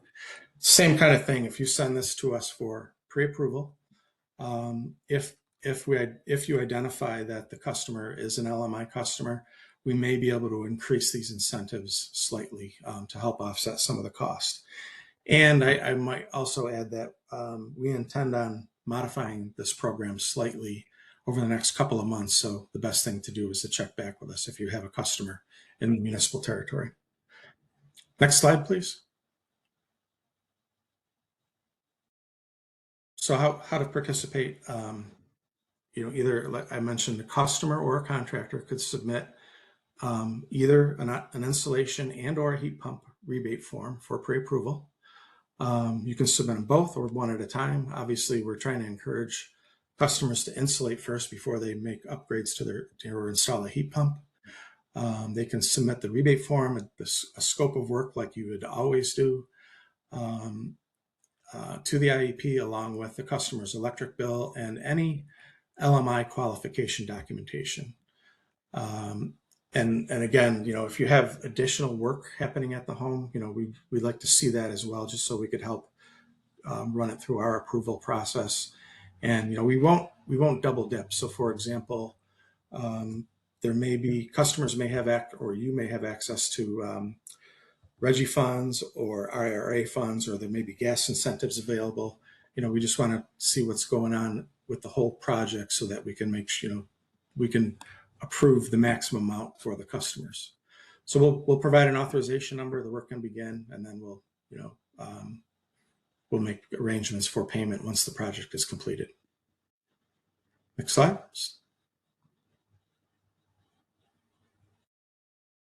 So that's it for both pre-approval or the completed rebate forms. You can send the documents to, you can either mail or email documents to us or call. There's an 800 number there, and you know, we'll work with you to try to get some funding for your customers. Little note there, you know, make sure you don't send these directly to the electric utility. It'll only slow down the process. So that's it. 2 programs to help help the low-income customers. Thanks. Thanks so much, Mike. So, I mean, I'm already noticing a lot of similarities, but a lot of differences as well. And so, where I was hoping we could begin a quick discussion this afternoon, and by the end be able to point interested stakeholders towards where they could engage in each of those programs more directly. I wanted to ask a very similar question to how we began when we opened with Samantha, which was, you know, among the distinctions between these programs, noting a few, there's some distinctions in incentive levels, geographies, maybe the customer process or the funding mixtures, and the various, you know, rules that might come along with some of those.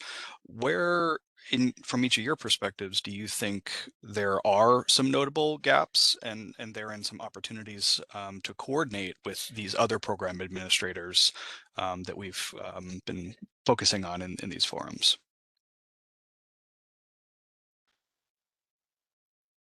Is the question, sorry, Colin, I just want to make sure I understand it. Is the question, how can we collaborate, or where could we collaborate more?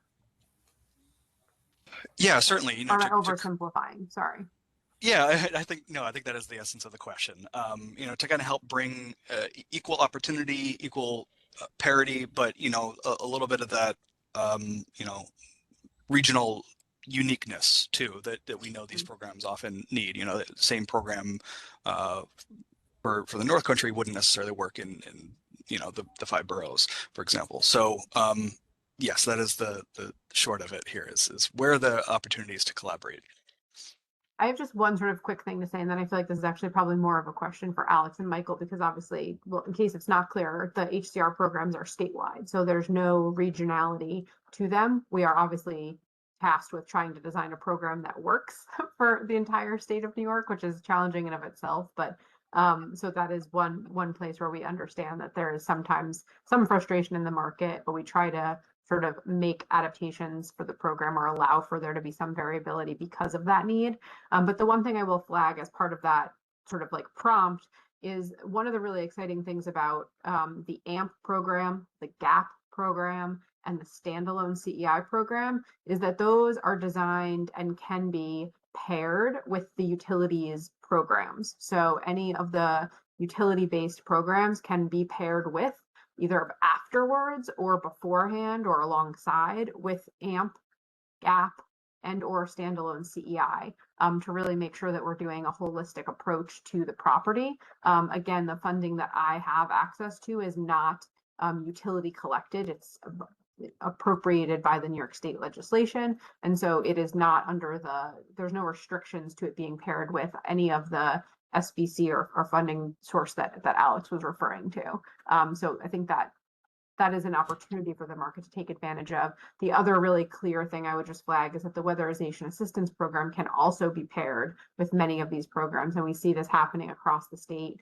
Some of our sub-grantees in our weatherization network pair even with the Empower program as well as with the utility programs, not both of those, all 3 together, but one or the other. And we see some really successful projects happening with that. So we're always looking to like deepen that collaboration and to make those models be more accessible and replicable across the state. But definitely something that we're very focused on making sure can continue to happen. So I know here on Long Island, because we work in times with NYSERDA programs, we have programs that kind of work through the HCR group. One, obviously we try to, we'll keep the website updated with ever changing things, but we really focus on our trade allies, our partners, our kind of our outreach teams to know all the details, and then to be able to on the fly give a customized report to the customer when they do their energy assessment. So like I mentioned before, we have our REAP energy assessments. We also just have a normal energy assessment program for any customer. And that way we get the data of the customer, and then we can customize the offerings and ensure that they're getting kind of their a la carte menu of what they should go for, instead of having, oh, you might be able to participate in this program, but you're gas or this one's oil, or this is electric resistance. There's so many different, heating fuel types here. There's weatherization levels. So we always recommend the energy assessment first. And then on the back end, we have many conversations with the DPS, NYSERDA, everyone around, where we're sharing borders and things like that to make sure we understand everything. We can give at least a warm handoff if we can't just directly get the person where they need to go. Thanks, Alex. I think that's a really important point you make too, about the knowledge about each other's programs and how to help guide that customer to the applicable program or a next stage. Particularly to your point earlier about every point of friction is a potential point to lose that person in the process. So I think that's a really great point you made. Michael, I guess same question to you. Where do you see opportunities to collaborate kind of across these geographies? Yeah, great.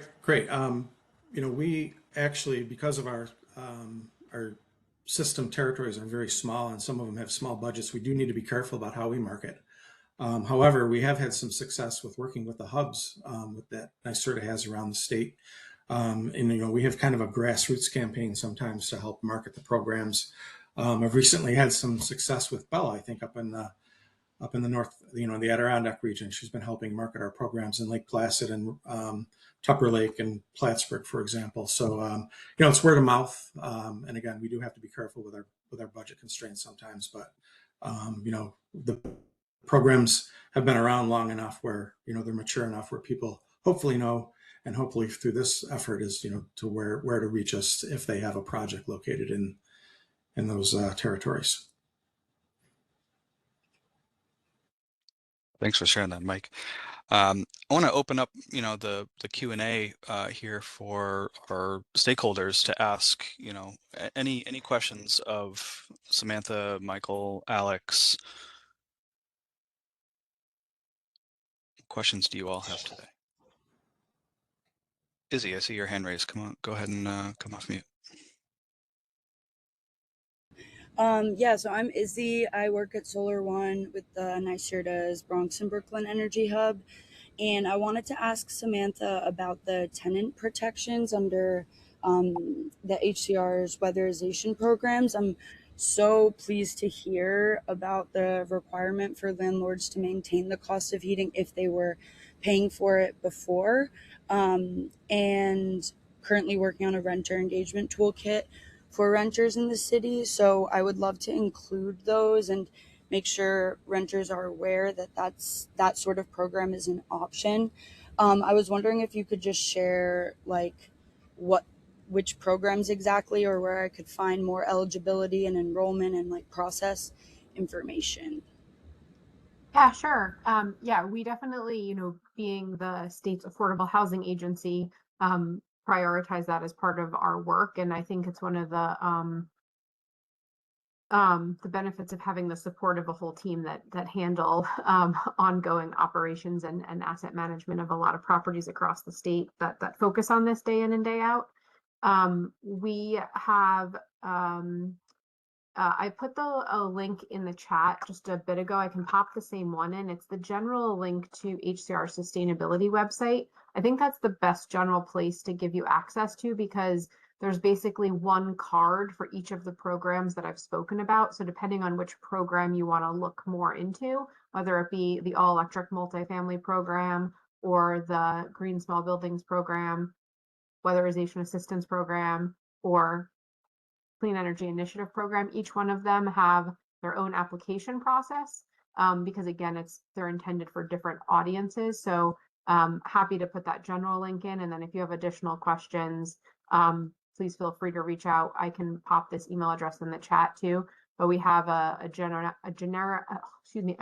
email address for questions for any of our programs, which is hcr.sustainability@hcr.ny.gov. So if you have follow-up questions once you've looked at that application material, it's probably the best way to shoot a question too. I'll put both of those in the chat now. Great, thank you so much. Thanks, Samantha. Thanks, Izzy, for your question. Not seeing any other questions in the chat. We got another hand raised. Abigail, would you like to ask a question?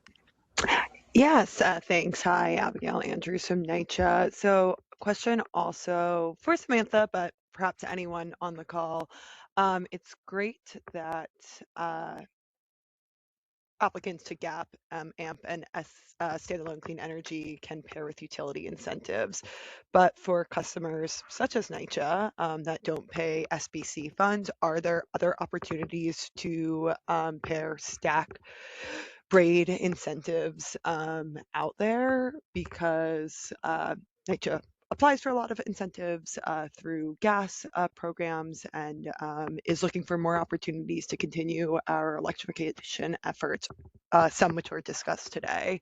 And not just New York City specific, but for perhaps other customers as well. That could be helpful.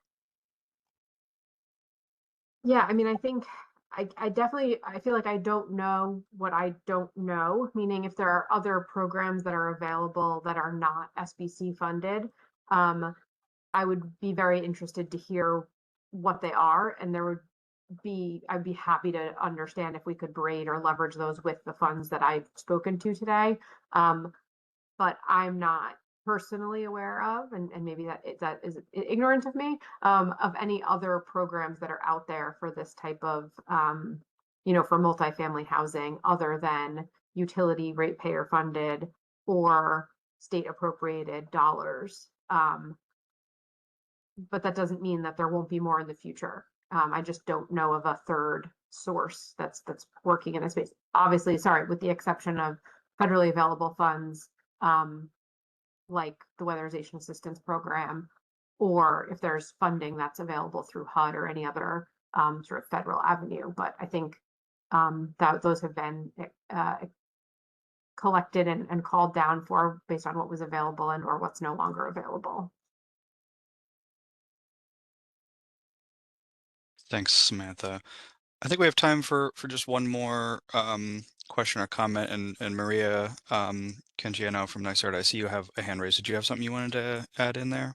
Thanks so much, Colin, and thanks, Sam, for that information. I also am not the expert on all things non-SBC related, but just to share, it's not quite an answer to your question, Abigail, but about the non-SBC, there are some funds for non-SBC paying customers who are LMI housing for our Flex Tech program, our technical assistance programs. So just to highlight that, I know that that's not the implementation that I think you were referencing, but just to share, at least for the technical assistance side of house, that we do have some funding set aside for affordable housing that they can participate in our technical assistance programs. So that's Flex Tech, On-Site Energy Manager, and SAMES if they are not paying into the SBC. So just wanted to shout that out. Thanks. Thank you, Maria. In the interest of time, I'll ask Alex and Mike if there are similar links to web pages or a point of contact email you'd like to share, just like Samantha did. Please do so in the chat. And we're going to just kind of give a few details by way of wrapping up our forum today and sharing a little bit about the road ahead.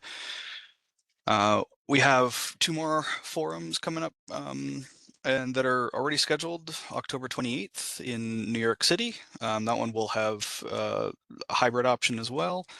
And January 27th will be another virtual forum similar to this one. We do also really appreciate any feedback folks can provide on their experience during today's forum using the QR code or the URL on your screen. We'll share that in follow-up as well. We do take that feedback to heart. That's how certain sessions from today's agenda made their way in. So do please share your thoughts if you have any.